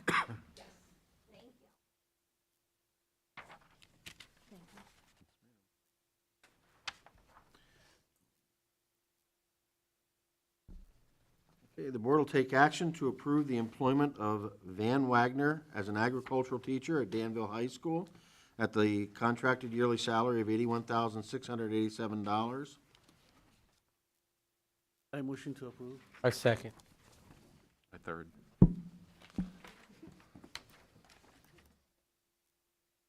Mrs. Cooper, Yes. Dr. Katachu, Yes. Dr. Green, Unequivocally, yes. Mr. Reichard, Yes. Mr. Huron, Yes. Mr. Vognetz, Yes. Mr. Clauser. Yes.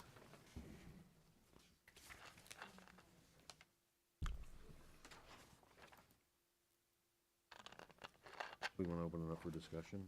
Oh, mine. It's in the board, right? I've got to get there.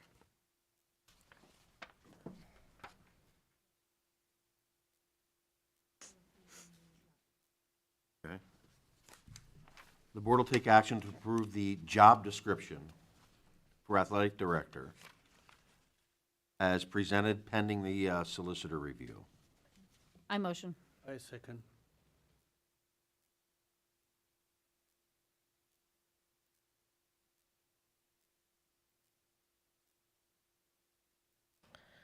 Okay.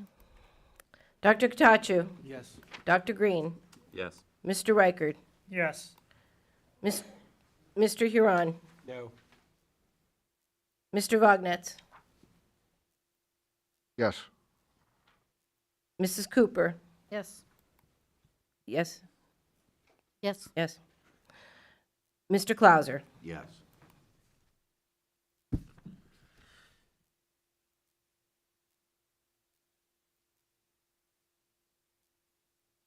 The board will take action to approve the first reading of policy 006. That's good. No, that's, never It's mind. just the first reading. As presented. I motion to approve. I move to amend. This is agenda item 3.9, policy 006. This is the policy that we brought back from retabling from the prior discussion, after discussing the amendments that I had tried to propose earlier. Let me remind everyone of what the proposed amendments were. I propose to amend the policy on page 4 to read, "The district shall publicly post the agenda for all open meetings of the board or board committees at which deliberation or official action may take place no later than 2 business days prior to the time of the meeting." The second amendment was page 10. The board will create 2 parental advisory positions to advocate for the community perspective for each public committee. The positions will be announced publicly at the board meeting, and the parents filling the roles will be appointed by the board or board president. The term of this position will be 1 year. The process of selection will be determined by the board. These parents will be expected to attend as many committee meetings as possible and actively participate and advocate for the community's perspective at these meetings. This is in addition to the committees being open to the public. From my perspective, and that's the end of the amendment, from my perspective, parents bring unique expertise that fits the criteria for being appointed as advisors to the board. This is not appointing them directly to the individual committees, ad hoc or otherwise, but as advisors to take place for a year. And because there seems to be some community question as to why I'm interested in doing that beyond public participation, I am more than happy to not have a vote in who is appointed to those positions. As long as there's representation from the public that's assured, that's all I'm looking for. The other amendments that I'd actually like to add on rereading is on page 9. I recommend it be amended to read, "Standing committee meetings may be called at any time by the committee chairperson with proper public notice or when requested by a member of the committee." As it stands right now, members of the individual committees cannot request, at least the way it's written, for a committee meeting to be called. A single member of the board who is on any of the individual committees should be able to request that a committee meeting be held, not just the chair of the committee. Page 5 should be amended to read, "Regular board meetings shall be open and shall be held at specific places at least twice a month." Notice that this is a modification from once a month for board meetings to twice a month, with the president having the option to make a committee of the whole one of the meetings at their discretion. So, Dr. Green, last comment, so you want to have a committee's meetings twice a month? No. 2 separate things. One thing that I'm suggesting is that the individual committee meetings, that the only person who can request them to be called, not just be the head of the committee, but the members who are sitting on the committee. Fair. So if I felt that there needed to be another curriculum meeting, since I'm sitting on the curricular committee, that I can request that there be a committee meeting held. It doesn't say, the way that I rewrote the policy itself doesn't say how it has to be done, but that I can make the request. As it stands right now, the policy essentially states that only the chair of the committee can make that request. That's separate from the regular board meetings. I currently feel like there's a lot sitting before the board which we need to take action on. And one of the mechanisms for doing that is to have meetings such as a committee meeting of the whole.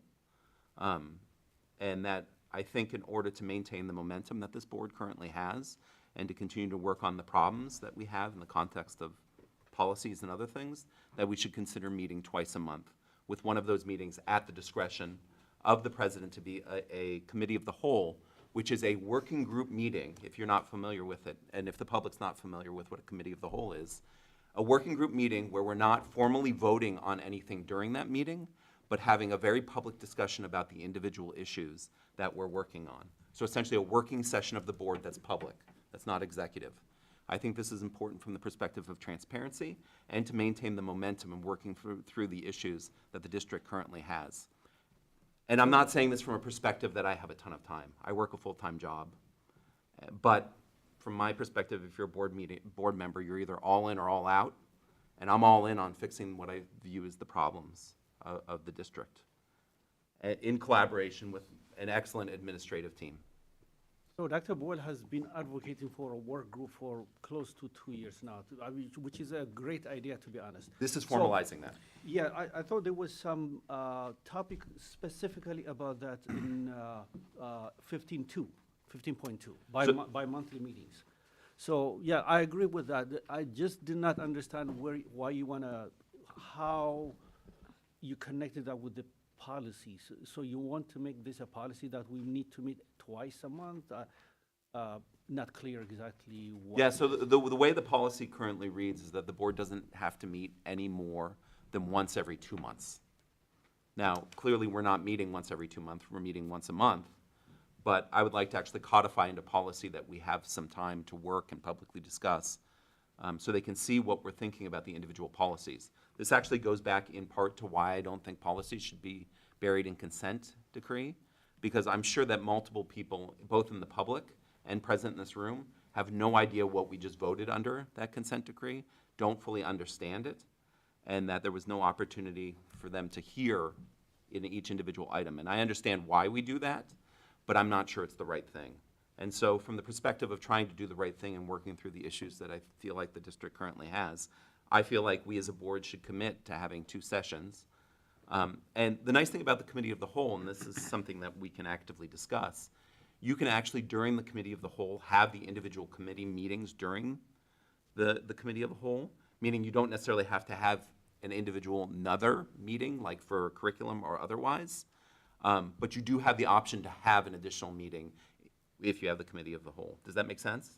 I'm not exactly clear, to be honest, but what I'm thinking is if you codify, because we have had twice monthly meetings for a long period of time. We didn't have to codify that. We decided that there's some work to be done. We need to meet more frequently, so we decided to meet twice. And then I think that when the new board came on board, that's when they decided to put it down to 1, which is fair, to be honest. But this is something that we can do at our discretion, and I don't think we need to codify that and make it like an obligation. What's the downside from your perspective of codifying it? Well, then it becomes like it has to be done. Just like this is a codified meeting. This is a meeting that has to happen. Sure. The second meeting is optional. This is something that as a board we can say we still have some work to do 6 months from now. If we decide that we have done enough of this, that we need to slow down and do it more on a monthly basis, not twice monthly, then we can decide. We don't have to vote, we don't have to do anything, we just agree and then move on. But when you codify, you put some structure and put some resistance to easily move back and forth between yes and no. So there's a few things here. So I think having the structure is probably important because I know we're all busy, and if it's automatically built in, we'll do it. If it's something that's optional, I don't think we'll be having the discussion quite as regularly as we should be. The second piece is that it may not actually add to anyone's burden, because if you choose to have the committee meetings during the committee of the whole, you don't necessarily have to have an additional meeting outside of that. You can choose to have an additional meeting outside of that, say athletics. So say athletics we had the committee of the whole, and we talked about athletics issues during the committee of the whole. If the athletics committee felt like they needed additional time and additional discussion, they could have an actual separate athletics committee. So from the perspective, what it does is it actually clearly delineates what the public can expect from us, and they know that there will at least be one board meeting every month, hopefully prior to the actual voting meeting, where the whole purpose of the board meeting is to actively discuss the things that are coming up instead of trying to condense it in this short time. So this would have allowed us to have a discussion of all the policies we just voted under the consent decree, whether they are controversial or not, or deal with issues as a board as a whole, with Mr. Vognetz coming back and reporting to us the results of the athletic discussions that they already had, and have an active discussion in public of what's been done by the board as a whole. Or the business, maybe my perspective would be very different on the financial plan if we had had a committee of the whole and we came back and said, you know, this is why the members on this committee are thinking about this in this way. This is the way that you should sort of think about it. Let's have a discussion about it in public.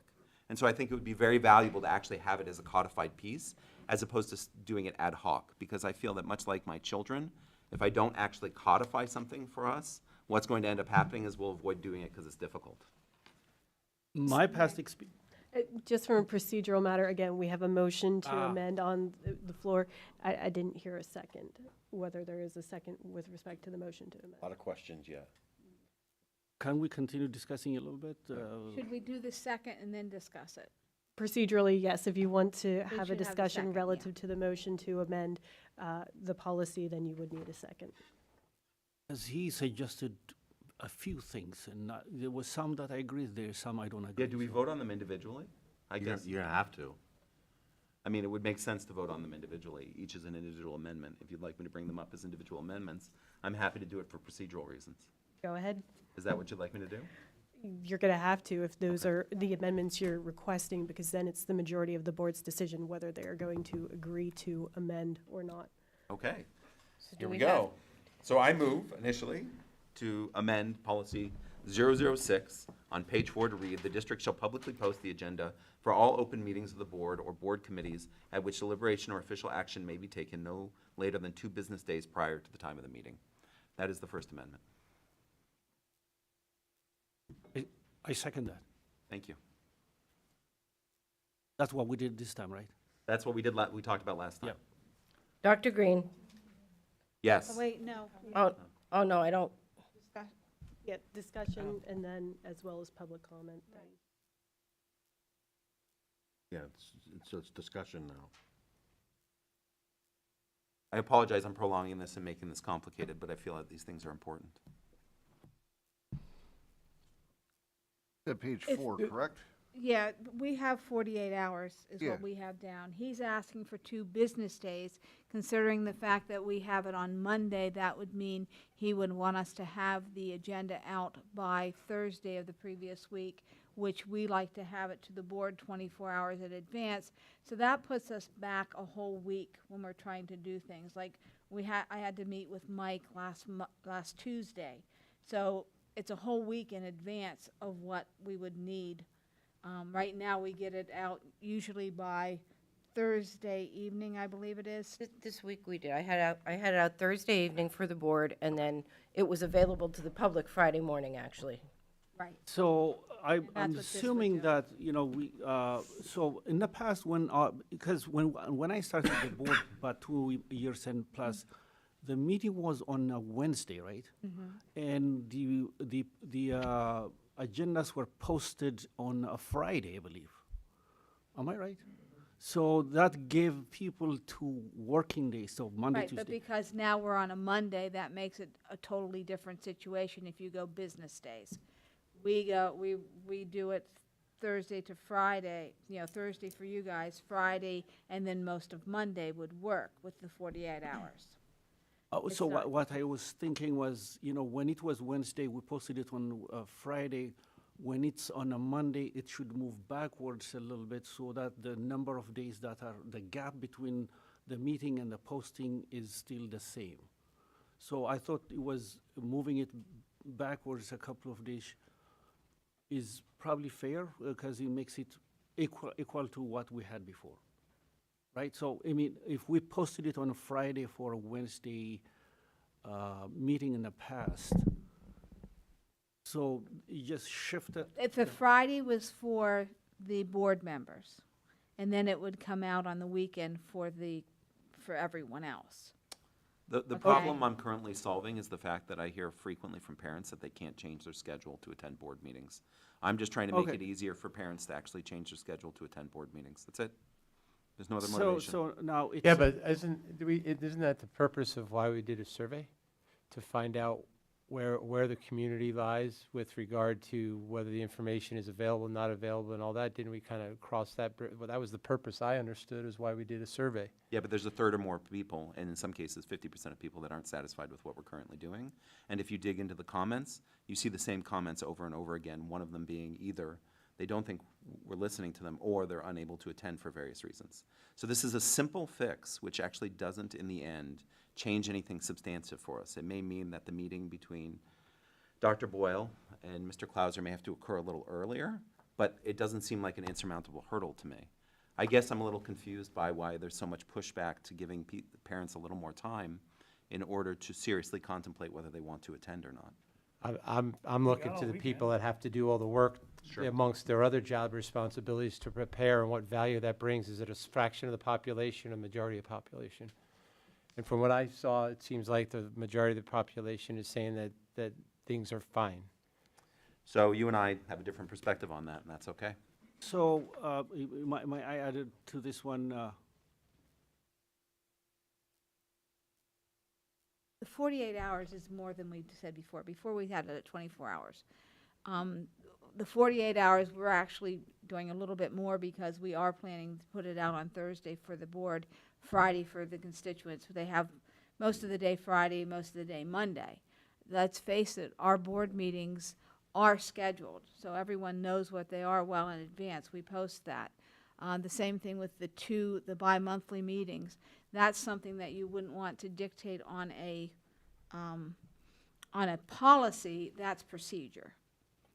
so I think I agree with you, Dr. Boyle. And also, if we are releasing it on a Friday mornings, then I would say Friday morning to Monday afternoon probably might be adequate time. So given what Mr. Huron was saying, which is that you guys have a ton of job to do, and this preparation takes a while. So I'm thinking, I think if we do what we did last week, because I thought that was fair enough.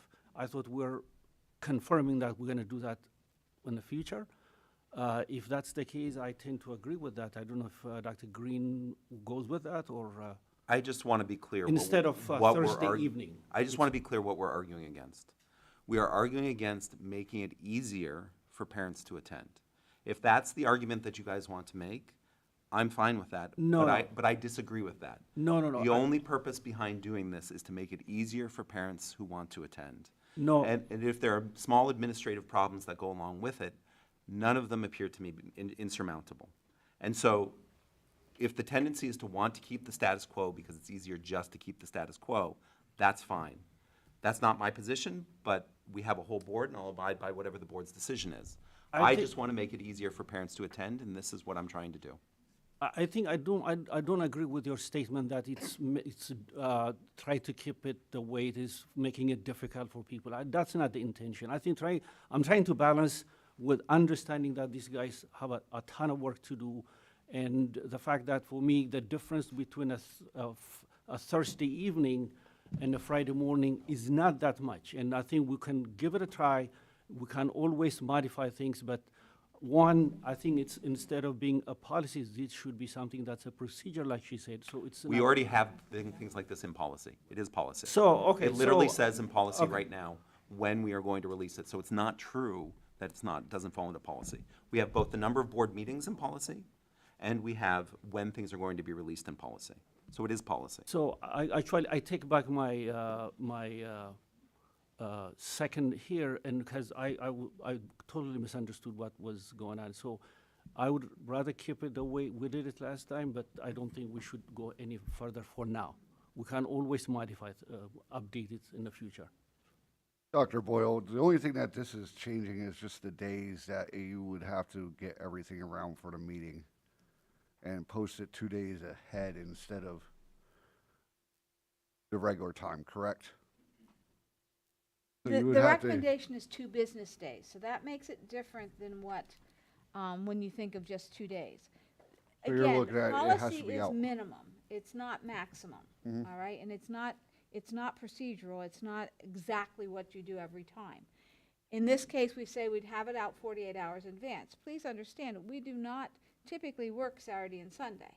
No, absolutely. So we're looking at having it out Thursday with the 48 hours, which doesn't quite, that's for the board. It would be out Friday and most of Monday for the, for the public. So that, in essence, is 2 days, but I don't want to have, I'm saying 48 hours that we get it out to you guys, and then we've got it out, it comes out the next morning. So you get it Thursday afternoon, later in the day. Friday morning, it's posted for the public.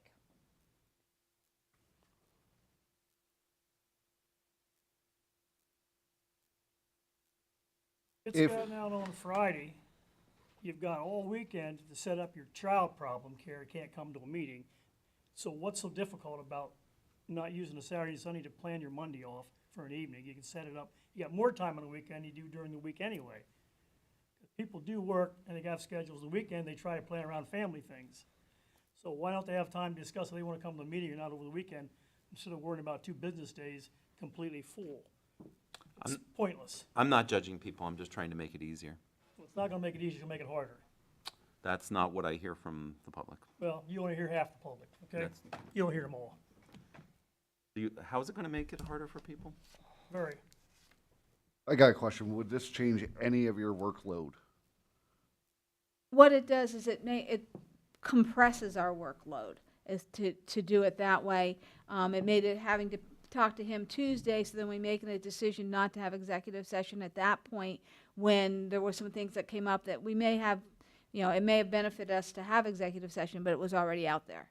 So it complicates things as it goes. And then if we have to do amendments, if we have to do all those things, it really, it makes it much more difficult for the board and for the administration to keep things orderly and in an organized fashion. From my understanding, we're allowed to call executive session at any point, correct? Yes, we are. But, we get it out there so that people know what's happening, Rich.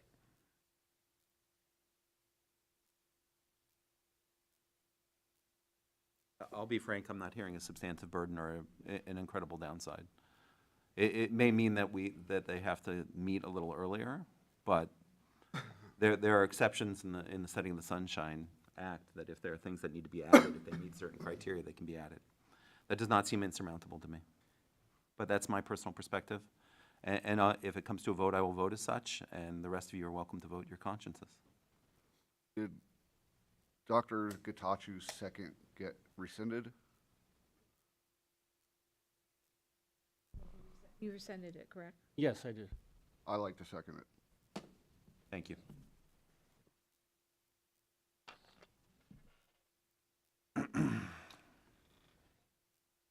Public comment?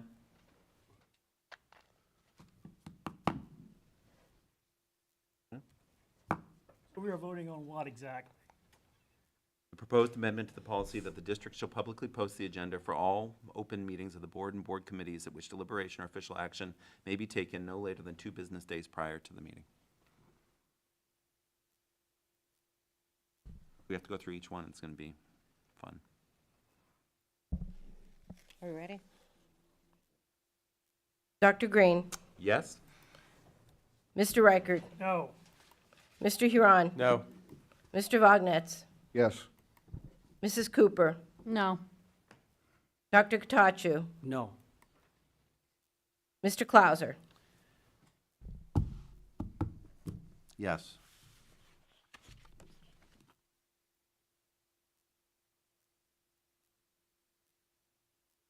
Doesn't carry. The second proposed amendment, page 10, the board will create 2 parental advisory positions to advocate for the community perspective. For each public committee, the position will be announced publicly at board meetings, and the parents filling the roles will be appointed by the board. The term of the position will be 1 year. The process of selection will be determined by the board. These parents will be expected to attend as many committee meetings as possible and actively participate as advocates for the community's perspective at these meetings. This is in addition to the committees being open to the public.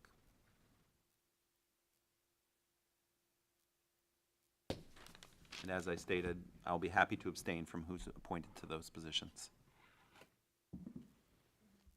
Second?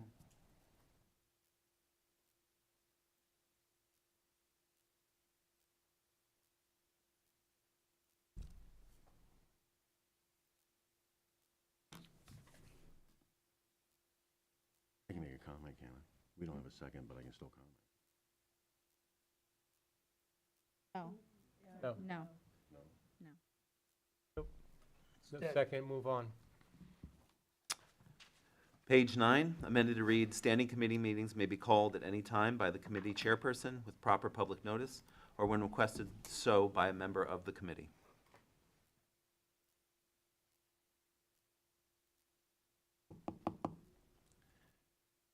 Motion.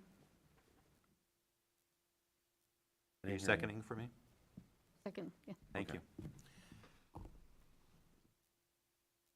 So would the request go through the chairperson? That's what it does. Exactly, so that's what I'm thinking, because it has to have some structure.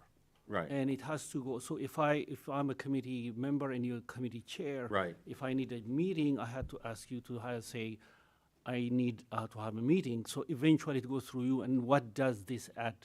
What else does, what's the suggestion, Dr. Green? So let me pull up page 9.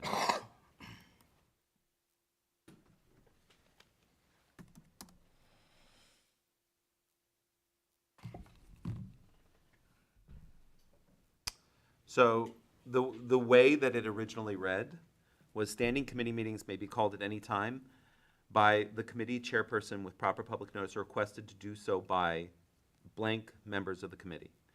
But by blank members of the committee was struck from the policy. All I'm essentially doing is re-adding that members of the committee can request a meeting. In the current draft we have, that's been struck out.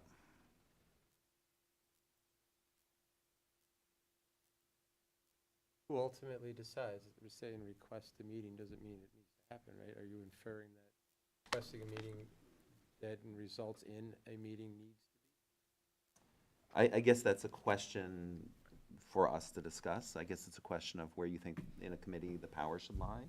I don't know. Don't have any specific thoughts. I was just trying to restore the individual committee's member ability to request a committee meeting in a formal fashion. I think as it stands, nobody will stop you from asking for a meeting.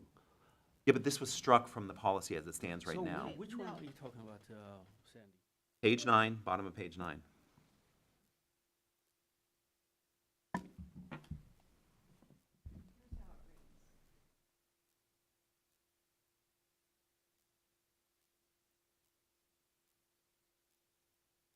It reads, standing committee meetings may be called at any time by the committee chairperson with proper public notice or when requested to do so.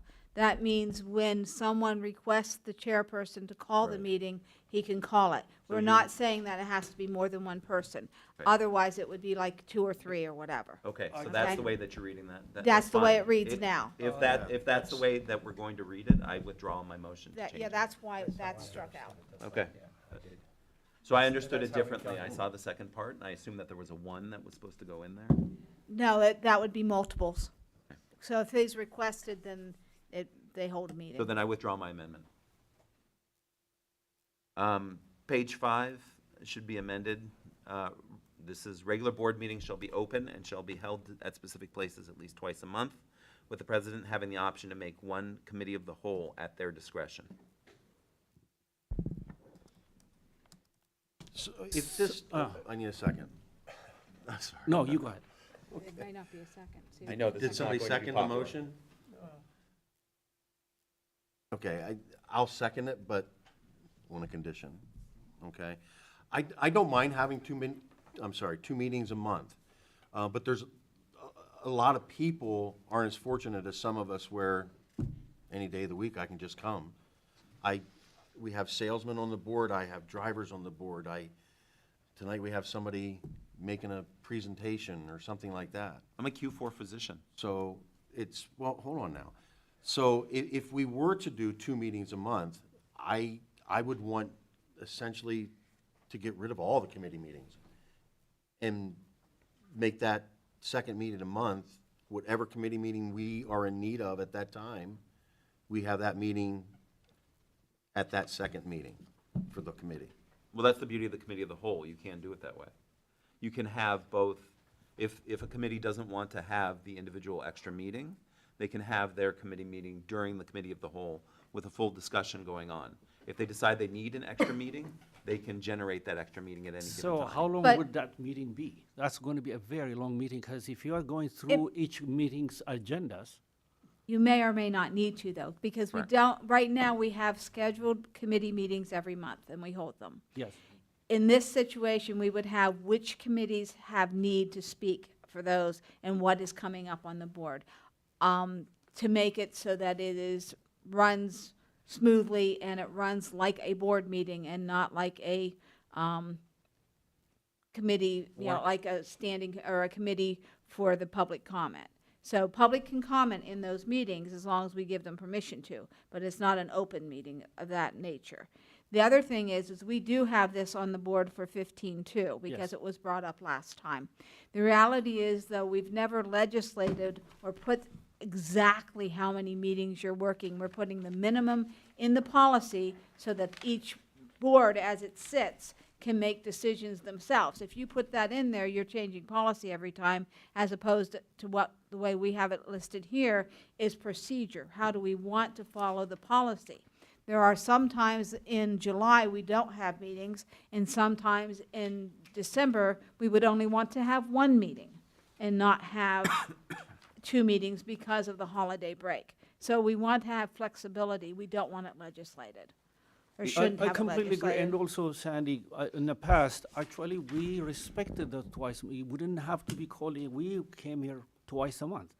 So, It may We can do reduce it. your total number of meetings, you understand that. Yes, it's very possible. And that's the piece. It would also make more people on the board itself actively involved in each of the individual committees, because we would be able to actively discuss prior to coming here issues such as the finance. I am all for a second meeting, to be honest, at least until we get this loaded stuff, to just get rid of some of the work that's still waiting for us. And I agree with the work session. I didn't understand what committee as a whole versus work session. I don't know the difference between the two. Committee as a Instead whole. of just putting a name on it, let's say specifically, the second meeting is to achieve these goals. I think who specifies the goals, I'm not interested in the words.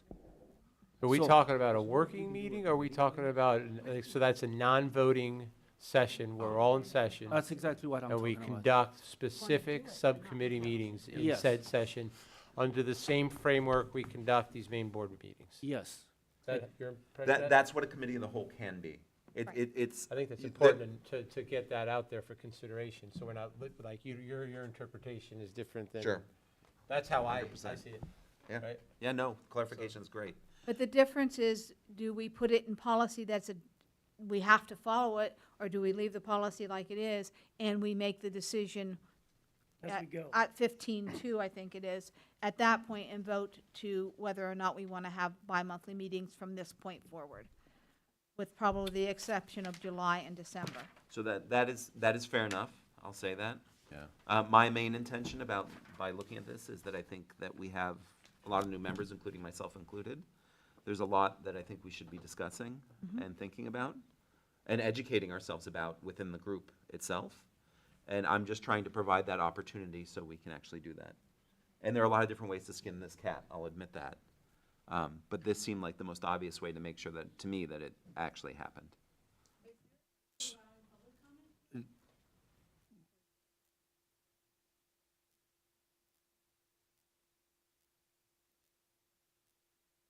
So we want to leave it to the discretion of the board. We don't want to put it in policy. And when we do have the second meeting, that's going to be the Committee of the whole. committee of the whole meeting where we can take care of our board meetings then and there.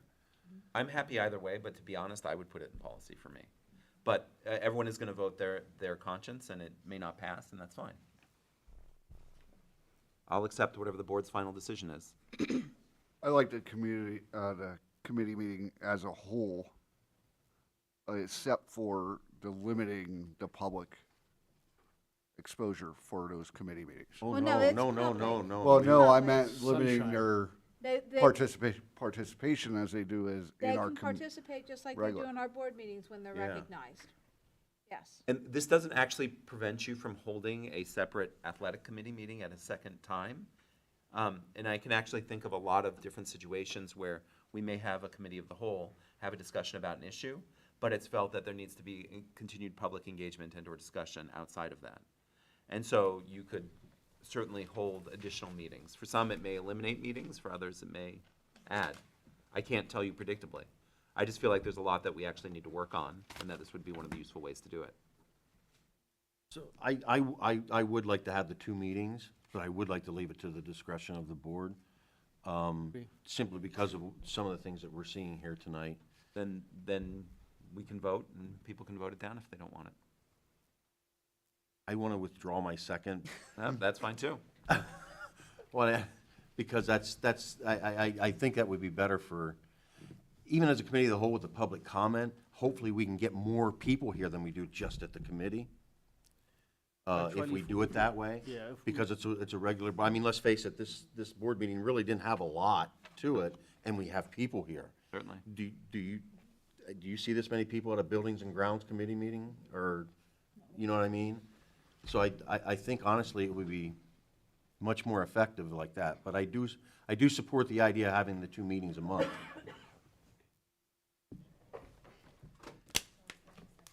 Can we vote on? There's no second, so he took it back, so somebody has to second or we'll have to move on. He withdrew the second. Yeah, does anybody else want a second?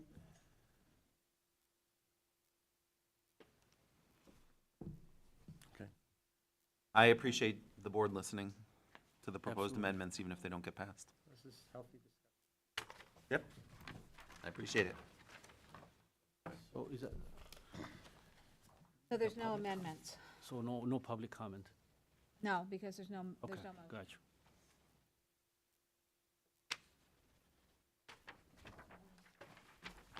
Well, we do need to discuss the two That's meetings, so that's. 15-2. That's 15. We're not there yet. Have to vote on the original All right. motion. That's what I'm trying to get him to do. We're going really fast here. Okay. All right. The board will take action to approve the first reading of policy 006, meetings as presented. I motion to approve? First reading. Yep. Second. Mr. Reichard, No. Mr. Huron, Yes. Mr. Vognetz, Yes. Mrs. Cooper, Yes. Dr. Katachu, Yes. Dr. Green, No. Mr. Clauser. Yes.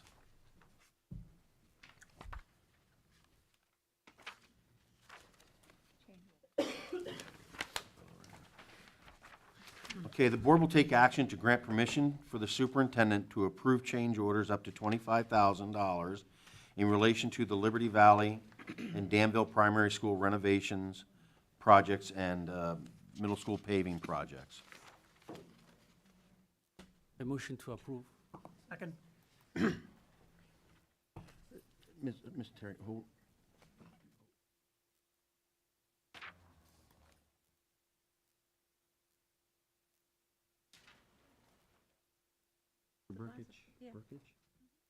Mr. Burkage, before we vote on this, I have a question for you. I'd spoke a little bit about Ms. Boyle, but neither one of us are experienced enough to know. When I'm looking at the total dollar value of some of these renovations that are being done, a $25,000 change doesn't seem like it doesn't seem like it would cover much of anything at all.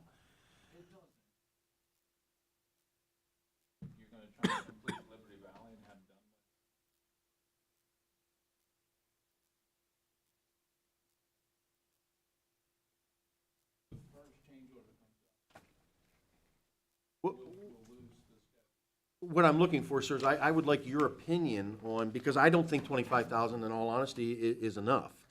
Whatever you're comfortable. I just felt that she the right.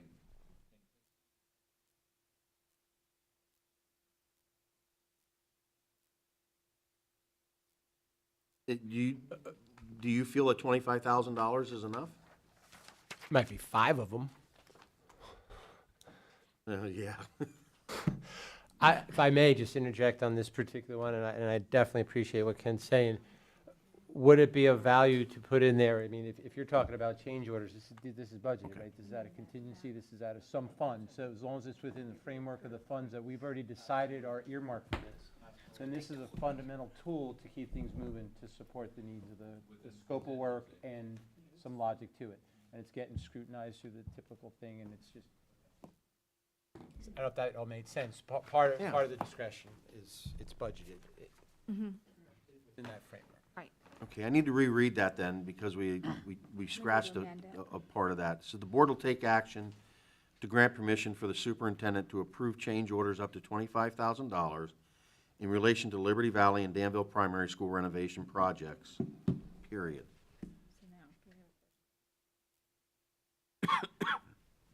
I have Can I get a motion? I motion to approve. Second. It's just that motion then, right? Yeah, Yes. just that Okay. motion. Mr. Reichard, Yes. Mr. Huron, Yes? Mr. Vognetz, Yes. Mrs. Cooper, Yes. Dr. Katachu, Yes. Dr. Green, Yes? Mr. Clauser. Yes. Okay, the board will take action to approve Mason Bennett. No, it's consent. Consent. Oh, I'm sorry, that was consent, my apology. 14.2. The board will take action to approve the professional services agreement with TransFinder in the amount of $4,100 as presented. I motion to approve. Second.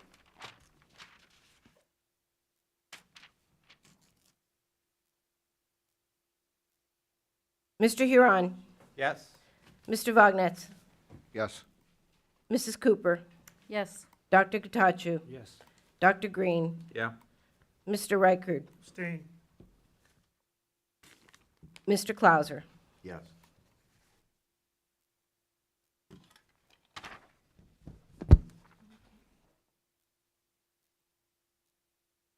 Just for discussion.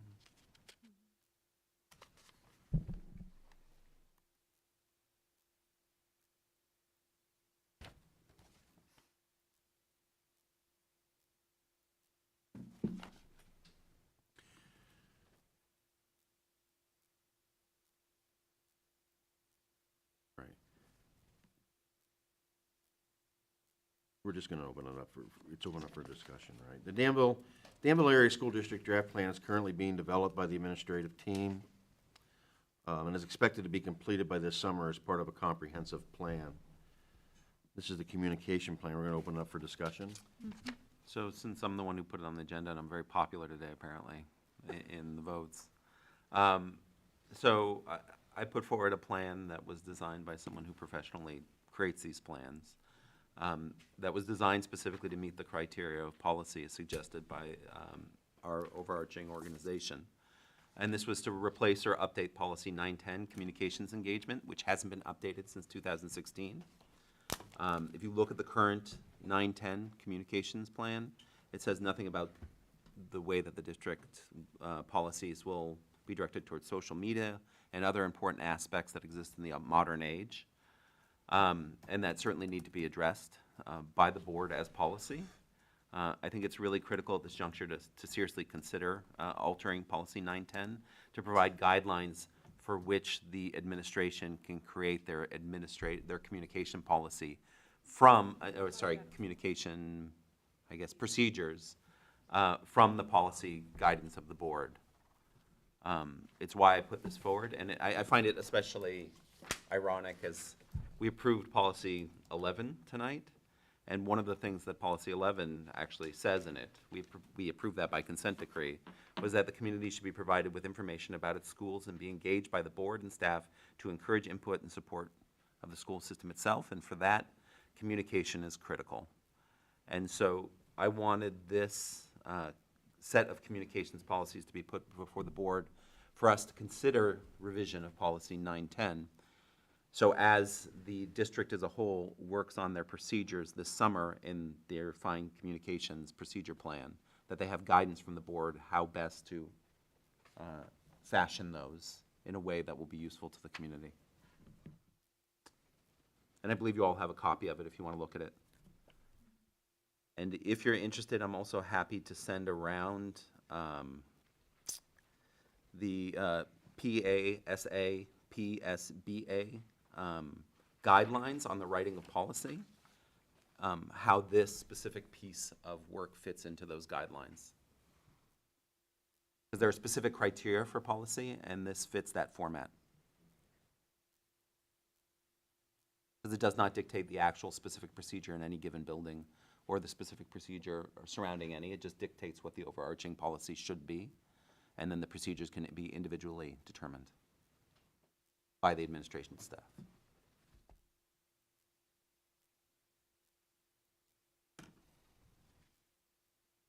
I don't know if anyone had an opportunity to look at it, has any thoughts? Would be willing to think about looking at it next time as an actual revision, or maybe have a working session surrounding it to actually revise 910? Dr. Boyle, when does the district plan on having this completed, your communication plan? We'll work on it during our retreat and in the summer to finalize it. But do you have any time frame on when it would be totally done? Can't honestly say I do. End of June is the retreat, and then it would be into July. But you can't have procedures, what they're working on, without policy from the board.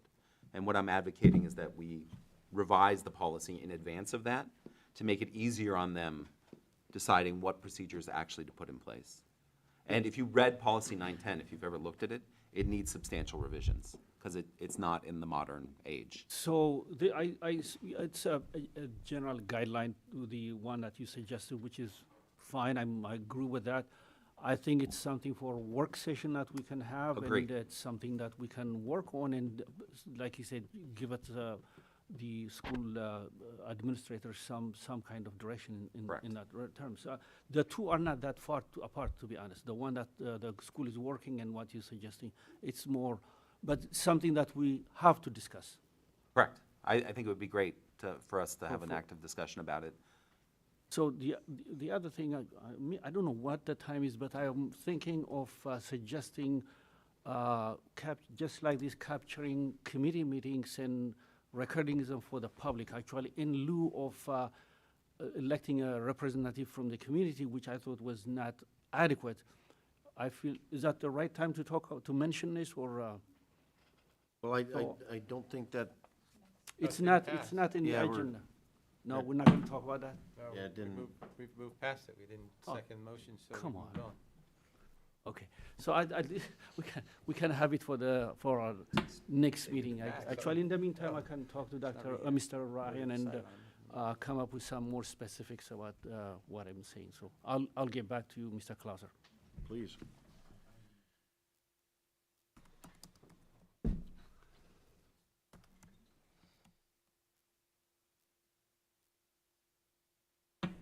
I've lost my spot.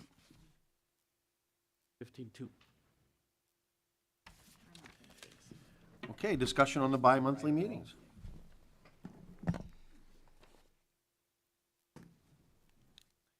Dr. Green, I know you got it. I think this is a perfect example of why we should have them, because I think we should sit down as a group and discuss the actual communication policy so they can formulate the actual procedures. And I think that's something that is at the heart of a lot of the things that I'm concerned about personally, and that I hear from parents all the time are concerned about, and could solve a lot of the problems if we actually have formal procedures and parents could understand what to expect. Even the things that Dr. Boyle put up today about her takeaway concerns. If the board had clear policies that addressed some of those concerns, that would allow her to create policy that would be useful in addressing them. So I think it would be great. personally. Not that I have a ton of free time to do So, it, but yeah. I'm gonna do it because I'm in this. Talking about a bi-monthly meeting now. Yeah, Doc. So I think it's a good idea. So it's for information only, right? So we Well, can, yeah, for whether, one we- of 'em. whether we say it a work session or otherwise, I think it's more important for me to say the goals that we want to achieve, because the words can be interpreted in 10 different ways. Right. But instead of saying, so we have another meeting other than this formal meeting in which we do this or discuss this or come up with something. Then as we go along, we don't have to have a clear definition for, in general, we can say the second meeting in May, we're talking about X, Y, Z. As long as we can hold the committee meetings Yeah. that need to be held during that work, I mean, let's be for real, It's hard for people, I mean, these are volunteers here. Yeah. It's hard for a lot of people to be here when they have to do 2 meetings a month, maybe 2 committee meetings, where if we narrow it down to the 2 regular meetings a month and include those committee meetings in that one meeting for discussion. If you have to have more discussion in the committee, you can work it amongst yourselves sometime during that month to have another committee meeting. But I think it would alleviate the amount of meetings that a lot, especially you, would have to attend during that month. So I like the idea of having 2 full board meetings a month, but I'd like it to be I'd like the committee meetings to be inclusive in it, and it'd also get more members of the public involved. So in what I'm thinking is if we can record the committee meetings and put them on YouTube, that will alleviate a lot of the lack of public participation. They can listen to and they can be sensitized to what we're talking about. But if we're talking about a second board meeting in lieu of committee meetings, so in practical terms, we're going to talk about every committee issue in one sitting. In reality, it what wouldn't would be it every look? committee, Doc, just the ones that are needed. Am I explaining this right? Maybe I'm misunderstanding. The reality is we may not need to have every committee spoken On- about. Like, finance right now with budget is very busy. Yes. So that would be at this time of the year. But at other times of the year, there's really not a necessity to have a finance meeting because there's not going to be something on the agenda that would be pertinent. Athletics, again, we have ebbs and flows with athletics. Curriculum, when we're looking at curriculum, when we're looking at other things, that's very important to have meetings. But there may be times during the year that it wouldn't be necessary. So, yeah, you have to kind of look at it from that perspective. Policy could be presented, probably because I'm trying to get the policy cleaned up and up to date, that may be something we look at every meeting. So now your suggestion is that second meeting can replace committee meetings? For the most part, you can always call a committee meeting if we need one at another time, if it becomes necessary, but they just would not be scheduled any longer. Okay, I think we can give it a try then. We can So- always modify things and upgrade. Yeah, just so walk me through what we've talked about, some really good things here. Walk me through in the day in the life of an existing Danville Area School District school board member, if we approve this, Day in the life. as it pertains to this particular item. You don't want to go there with me. So, No, because we're talking about like what ifs and we could let me and we talk about should. your schedule. Yeah, I mean, Your- if your we're talking board- about board substance, give me schedule. something to Right. think about. So we do, every other Monday, we'll say. Can't tell you for sure what days it'll be with this group, but every other Monday. So the first one is when we want to be able to approve the bills for payment, correct? So the first meeting of the month would be a typical voting meeting. The second meeting of the month would be your committee or your working meeting, where we would then talk about things that would be coming up that we would need to discuss. Building and grounds are going to have things coming up with our projects, okay? Curriculum, we're pretty good with what we've done as far as Act 158 with the materials we're going to purchase. We've already talked about most of those. The other thing, so I may have a meeting for policy, because like I said, there's a lot of policy that needs updated. Building and grounds, and right now finance because of the need for the budget. So that meeting, that second meeting would address those things. And then the first meeting of the next month would be where we would vote on the things that would matter from those particular, that conversation. It would also allow us to discuss things like the communication plan and revising policy without being expected to vote on it during that Correct, actual yeah, session. that's the best part of it. And I appreciate all what you guys said, but what I'm thinking about is, so we're talking about now agreeing to do that, and then how do we define that said structure? So we're gonna get, the agenda's gonna be built by whom? When are we gonna know what that means? Like, how does it make the working parts of that to get us to that session? What's the framework behind that? From the Just research, like we're doing for this meeting, or who decides that? From How the- do we well, create all that? it would be, the chairperson would need to let us know, Mike and I know for the agenda, that they want to be on that, okay? And then we would set it up where the committee members for that particular committee would be at a table in the center. And then the discussion with that administrator would be involved to move it forward as far as what the agenda on that particular piece of it would be. And then that discussion would happen, and then the next group or the next committee that needs to speak would be the next ones at the center. And then we would open it up for public comment as well as, like, at, let's say it's finance. So then we would open it up, once the finance committee speaks to what they're talking about, we'd open up for comment from the public and go from there. And then we'd go to the next committee and the next. And I would hope we wouldn't do any more than 3 committees per time, but we'll see how that works out. But fundamentally, the structure is gonna be just like this meeting. Very similar, Which yes. is not the same structure we do in subcommittees.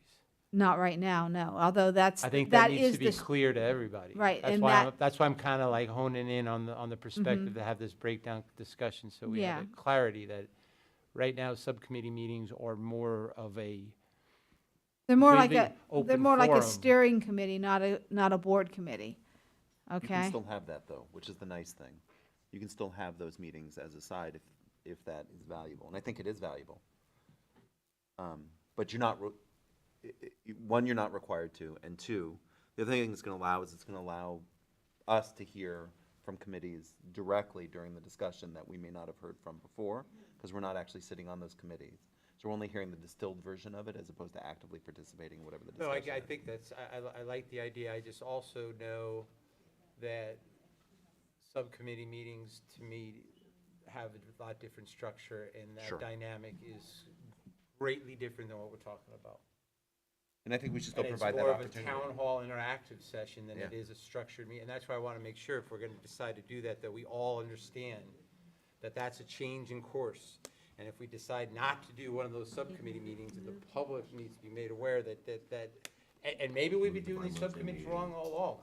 You know, Yeah, it's just what's been passed through and the involvement, but I just want to be sure that we're all didn't think we wanted to put kind that of in the understanding that policy. dynamic. That's why I was trying to not beat up the concept, because I think the concept's sound. I just want to make sure the mechanics are understood by everybody. I agree with you, Chris. I mean, I actually appreciate doing that as a chairman of the athletic committee, because then by itself, we could get the public's open, it's almost like an open forum after we discuss things. And we get their views on what we could do. We don't vote on anything, of course not, but it's their public opinion. Like, if somebody has a problem with a coach or something like that, they come tell us at that point, or sport is, the practice times are not right, or anything like that. They tell us at those meetings. They don't come here on a regular board meeting to tell us. Yeah, I don't disagree with you. I think I like that as well. I mean, I've been encouraging people to go to more of those committee meetings. For me, I love the fact that it's sort of informal and that they have a voice in that context. The piece of this that's important to me, and the reason that I was pushing for this a bit, is that I think we need more time as a board to work as a group and to have discussions. And this was an easy mechanism for us to have those discussions. I would be perfectly happy to continue going to my individual committee meetings in addition to coming to the 2 board meetings, even though it's a time commitment from my perspective. But I know not everyone is interested or willing to do that. And so I think the nice thing is, at least if we do this, you can continue to have that open forum if you want, or if the committee thinks it's necessary. Well, I guess that's part of what I'm trying to get the discussion flowing here, is that the intention of the subcommittee?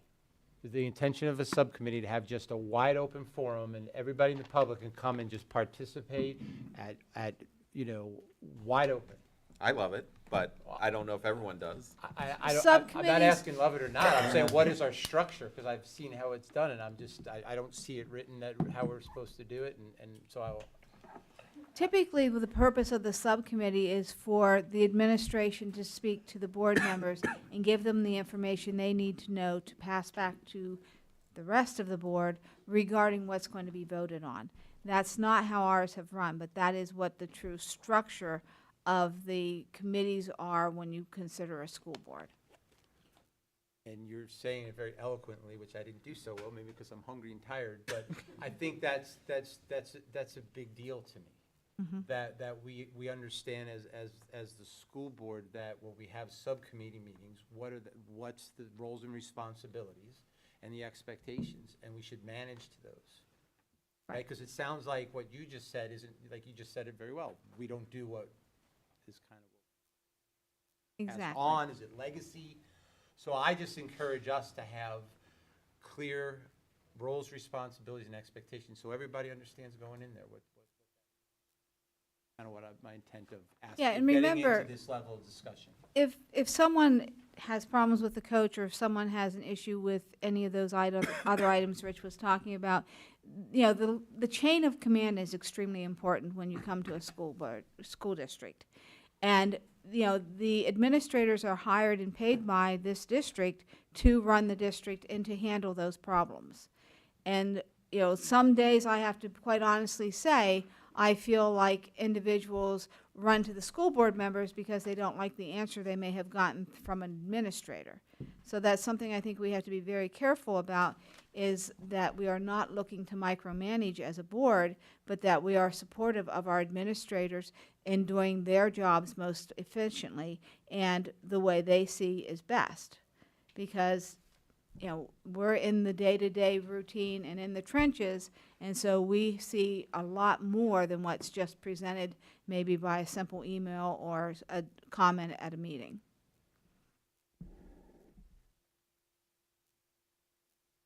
Okay, I don't want to belabor this, but I'm not leaving here with some level of at least in my. How do we put that framework together so there is roles, responsibilities, and understanding? How do we do that? Because it sounds like we're talking the same thing, that we don't have that now. Right, I think by going to a committee of the whole, we could reestablish ourselves and have the committee work in that fashion. I think that would be a restart, so to speak, with the committees, and I think it would be a really positive move. So we could do in that meeting as a whole, make it an agenda item to address maybe the point I'm. Yeah, exactly. Kind of at least some understanding. And I'll look for more information for you. All right, thank you. I'm thinking of a continuous improvement of some sort to get, you cannot have everything clear from the beginning. We can work on things and keep refining them over time.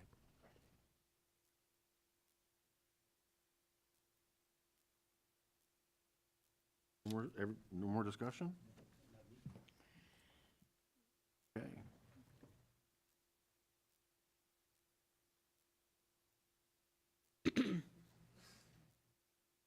Okay. I need a motion to add this to the agenda. Because we're gonna change the way that we have the meetings. So I have to add this. Right here, isn't it? So We need to- I thought you that's- need to you're moving it from We need inform. to have a motion I thought that's, to add this motion to change the meeting structure to bi-monthly meetings with the exceptions for the months of July, November, and December. One meeting a month would be. I motion. Wait a second. Read that again, I'm sorry. yeah. I need, what they give, a Snickers bar making for a someone mo- like me about now? Okay, we're just We're making a motion. We're implementing my policy change. We're just not implementing it in the policy itself. I just want to point that So you're not out. getting credit for it? Oh, I don't care if I get credit for it. I don't care if I get credit for anything. I mean, let's be honest. I No, know we're you are. saying we're gonna make it at our discretion, but let Dr. Boyd. Right, We're what just not doing right- codifying it. What we're doing It's a right win. now is making the motion to add this motion to be voted on. So we're just voting that we can allow the motion for bi-monthly meetings, and then I'll reread it for you. How's that? I so motion. I'm just confused late. because we have item 15.2, this That was discussion. I think, That's discussion. yeah, Discussion. Sherry and never mind. Johannes Any- already I'll third or fourth for you. Sorry, Okay, so we everybody. got, who? Zip. Sherry and Johannes, okay, now. Public comment. Yeah. Yes, is there any public comment on this? Give us your name. I'm Carlene Klenna. I'm the girls lacrosse coach for Danville. I would just say for this, I would just caution you to not get rid of the subcommittee meetings. I think historically, the administration does not represent me. I think you should survey teachers and coaches to that effect. And I also think that the board takes heat that the administration generates because of the decisions they make, because coaches like myself and teachers are not consulted on decision-making, and I think sometimes you're maybe presented with ideas and information that isn't really speaking to what coaches and teachers would say. So I would just be careful about going with the committee kind of setting and doing away with those subcommittees, and that maybe you would then, turn more to what the administration would have to say and hear less from the public and from even coaches like myself at those subcommittee meetings. Thank you. Thank you.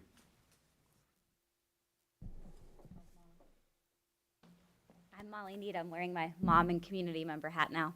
I would just encourage, I don't know that now's the time, especially the lateness of the hour, but I would encourage the board when you get a routine that feels right. So let's say there is the board meeting, there's the committee of the whole and maybe separate committees as well, to then look at policy change. So as a former administrator, when a new board comes and they change the board structure every time, that changes the dynamics of administrators' work. So now like your budget process changes, your HR changes because now meetings are on Wednesdays instead of Mondays and they're the third ones instead of the first ones. And so we may be at a time as a community where we need to spend a little time, I don't know that tonight's the night, but like discovering, so maybe right now it's procedure, but discovering what the right structure is and then putting that policy in place so that moving forward, Danville can have a really consistent structure for board meetings. And I think parents would appreciate that and it would help attendance, what Dr. Green was speaking about, if we always just know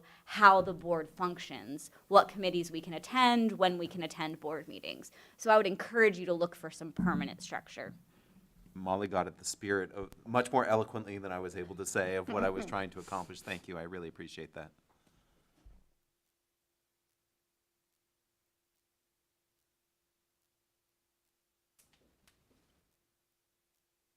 Jessica Knopp, parent, taxpayer, and teacher. You've seen me a lot recently. I have attended every subcommittee meeting in the last 2 months, including Buildings and Ground, which has not happened, and Finance, and Curriculum, and Athletics. And I would encourage you to keep having the subcommittees as well as the more formal building meeting of, I forget what you called it, sorry. Committee of the Whole, because I like the informality of the subcommittee, that we could talk more freely with the board and the public could have a bigger voice at those, because sometimes we don't get to have a bigger voice as the public. As a parent, I think it's important for us to be able to say what's on our mind to the board where we don't always get to see you. So I think that's important. And then to have to always wait for public comment, it's a little bit more intimidating. So I think I really like the idea of that. I know it's a lot more of a time commitment. Coming from teaching all day, I dropped my kids off at home and then came here, and I've been here all night. So I have not been home, just like you. We haven't had dinner yet. So, I'm committed to this district, just like you are. And so I would make that commitment. But I encourage you to be committed to our parents by continuing to have those. Thank you. Can I just say I'm sorry you've been here so long, and that I really appreciate seeing you at all the meetings that I go to. And I appreciate your input. Ma'am, What would stop you from speaking freely at like a committee group like we were discussing? What would stop you from talking then just as you would in a normal committee meeting? You mean like at a committee of the whole? Yeah, so I guess what I'm getting at is, what I'm envisioning in my head might be a little bit different than when some of these, and I just want you to answer for me. If we were to do a committee meeting in front of the entire board, kind of kept it maybe the same way, instead of going back to like this where you have to wait for public speaking and whatnot, what would prevent you from speaking your mind in that situation? Well, to be honest, I mean, I realize that I speak in front of 7th graders all day, but speaking in front of adults is terrifying to me. But you do it at the committee meeting, right? Yeah, but it's more informal, and I'm not being videotaped on live YouTube. Okay. This is being broadcast to all of Danville, and I'm like shaking right now. I talk to your children all day, and they will tell you I'm lively and rambunctious, and I say crazy things, which I'm being videotaped right now, and this is going out to all Danville. You're doing great, don't worry. Don't worry, you're doing just fine. And most of your children love me, and that's great. But this is really scary for me. I'm like shaking on the inside. So that is what prevents me. And I'm going to replay this over and over again tonight before I go to bed, and I don't even know if I will fall asleep. That's what keeps me from doing it. I'm like very anxious ridden right now. So that's what would keep me from doing it. Like, and you're all adults, and that scares me. Like, children do not bother me. I can teach all day long, but in front of adults, I'm very nervous. I'm afraid I'll say the wrong thing. I'm afraid my words will be taken the wrong way. Any number of those things keep me from talking in front of a group like this. But when we're in the subcommittee meetings, it's a lot more informal, and there's more parents there. Honestly, there's more public there, so it feels less intimidating. But when you're my bosses technically, so that's also a little intimidating because I'm a teacher. I mean, right now I'm speaking as a parent, not a teacher. I want you to understand that. But you know, technically you're my boss.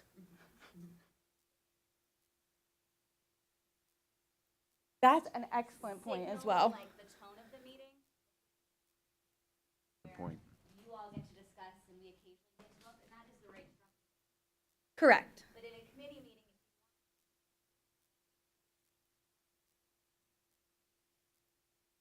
classroom for discussion, and even board members. That's what happens at a committee meeting as well. Yeah. I also wouldn't have any problem with continuing to have the committee meetings in addition to dealing with business during it. I mean, to be frank, I really enjoy when I think about the curriculum meetings. Yeah, we sit among each other. Yeah, and I learn a lot. And, you know, in one of the first ones that I saw you out of, I really actually appreciated your perspective, both as a teacher and as a parent, because it gave me insight that I can't possibly have because of the position I sit in. So I think those are very valuable. And, you know, I already think that the public should have a huge voice in all of this. So I'm going to support anything, but I think we also need time to do more work. I mean, that's the other piece. So I think really, from my perspective, I'm willing to put extra time in. I'm committed to this. Unfortunately, my wife is not entirely thrilled by the fact that how committed I am to this, but I'm committed Nor to is this. my husband. I'm sure. He's already in bed. I understand. So, I mean, I think you're right. I really do think we need to make sure that you can be heard. And it doesn't matter whether we like what we're hearing or not. We need to hear you. We need to hear you. So, thank you for expressing. Okay, now we can vote on the move to make the motion. Yes.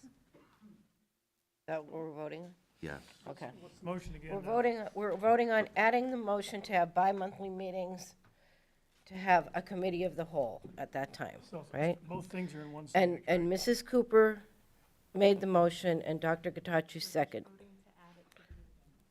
We're just, yeah, that's what I have, motion to add the motion. Mr. Vognetz, Yes. Mrs. Cooper, Yes. Dr. Gatachu, Yes. Dr. Green, Yes. Mr. Reichard, No. Mr. Huron, Yes. Mr. Clauser. Yes.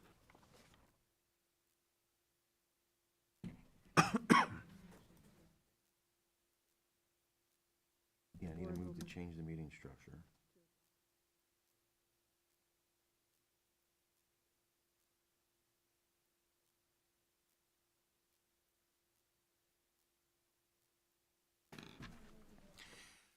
Can I get a motion to change the meeting structure to bi-monthly meetings with the exception for the months of July, November, and December? One meeting would be a committee of the whole. I so motion. Second.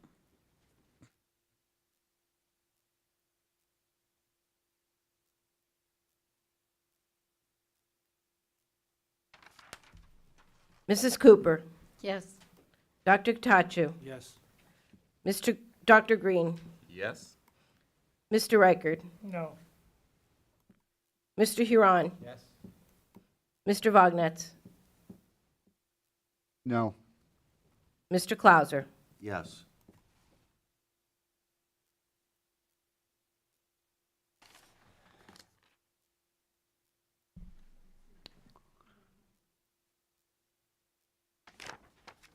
The second of the meeting day. Right. So, Well, I can send out right. an email and have everybody respond with dates are available, and then when there's a common Consensus. date. Yeah, in order to determine which day the second meeting will be, because this is the second, yeah, the second Tuesday, or the second Monday of the month, we'll need to determine what the second meeting will be. So Mr. Clauser will send out some options as far as day, so that you can determine what would work best in your schedules. What I would like to try to do is just, if each of you could just send me an email on days that you're available during the week, I'll try to find that common day, and that's the day that we'll have the meeting. Does that make sense? Fair. I had a quick question on this. Does this second meeting that we just decided to do fall into the same framework of attendance at the once-a-month board meeting? In policy, we have requirement that you have to, that if you miss 2 meetings in a row, that there's some action that can be taken. Does that second meeting also mean the same? I'm not packaging it right, but I think you know what I'm talking about, right? Yeah, I do. Yeah. Right. As one of them is a voting meeting and the other one's a work session. I'm not sure, would that qualify for the second, or would it be the second just voting meeting? I'm gonna have to read that policy, Chris, and review it, and then we'll have to maybe bring it back to the table here. Okay. Okay? That's important. Yes. Board concerns or items for the next meeting agenda? I know you're sick of hearing from me, but consideration of establishment of a mental health and wellness committee, consideration of establishment of a policy committee, and considering re-exploring the relationship with Geisinger to provide psychological support for children in need. Because I know at one time it was thought about by the district and has been tabled because of COVID. So I think it's worth rethinking that relationship to get help. And I am in communication with Dr. Coffey, so that's Perfect. already something that's happening. Good. Health and Wellness Committee, we already have, and a policy committee I've said we need, but this will kind of address that Perfect. particular need. I guess now's as good a time as any about the committee assignments for the.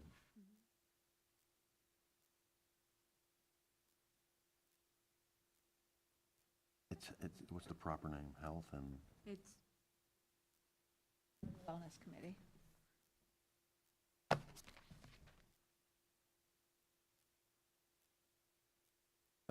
This is Dr. Green. And So Dr. Green will be assigned as the chairman of the Health and Wellness Committee. Congratulations, Dr. Green. Yeah, and basically, it's one committee member and then a bunch of community members. Sure. So it's it's similar to our safety committee. Daryl represents the board. It's not really a chairperson, it's the board representative. I'm delighted. And We need one. I'm sorry. That would be Dr. Green, too. policy, yeah. So what was it? Would you do that? I feel like a sacrificial lamb here. We've only begun to light the fire. Whatever you need to do, I'm committed to doing. Okay. It's too late to change now. I've already written you in there. Oh, great. And that's for the Policy committee. Health Policy Committee. No, that's Health Insurance Committee. Health, yes, Health Insurance Committee.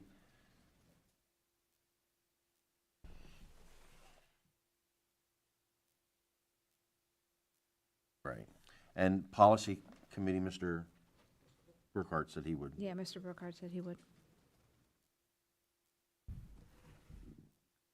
Anyone else interested? Do that. Now, are there any other board concerns for the next agenda?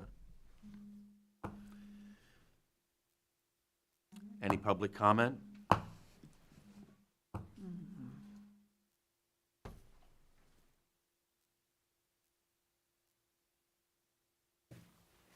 Again, I'm Carlene Clenna, the Danville Girls Lacrosse coach, head coach. I just wanted to bring up a few things that were, issues that were raised at the athletics committee, the last athletics committee meeting.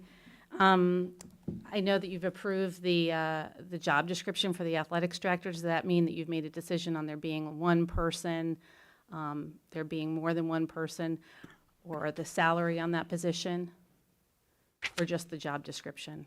Just the job description. Because I know some things that were brought up were about splitting the position. You know, in the, nearly 20 years, my tenure as a coach, I can tell you that one person cannot do that job. And I know at the last athletics committee meeting, Mr. Johns did say that he thought that it was a full-time job. And I know that it was proposed that that position be part-time. And there were some salaries that were given from some local districts that maybe suggested that it could be a part-time job, but I think we can look at other school districts where it is a full-time position. I also wanted to talk about, there was a mom there who talked about there was no contact information or even coaches identified on the school website as to who coached what and how you would be able to contact them. There's no sports calendar that houses all the information for all of the athletics games, practices. There's a lot of different places you have to put that information together to come up with a practice plan. And certainly if someone wants to attend any kind of game, there's not one place to look to see what's going on at the school. And I also wanted to mention something about the Hall of Fame that's been discussed. We had already put together a Hall of Fame when Mrs. Latour was our superintendent, and it was before the drama wing was put on. Mr. Kanaski had put together a Hall of Fame. His likeness was on the wall. It was attributed to him.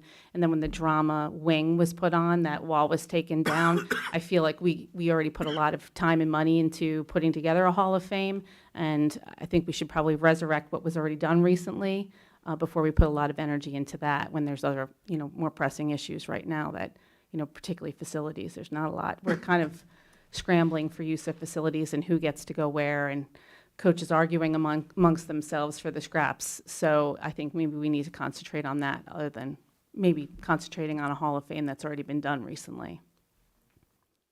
That's all. Thank you, Ms. Connor. Is there any more public comment?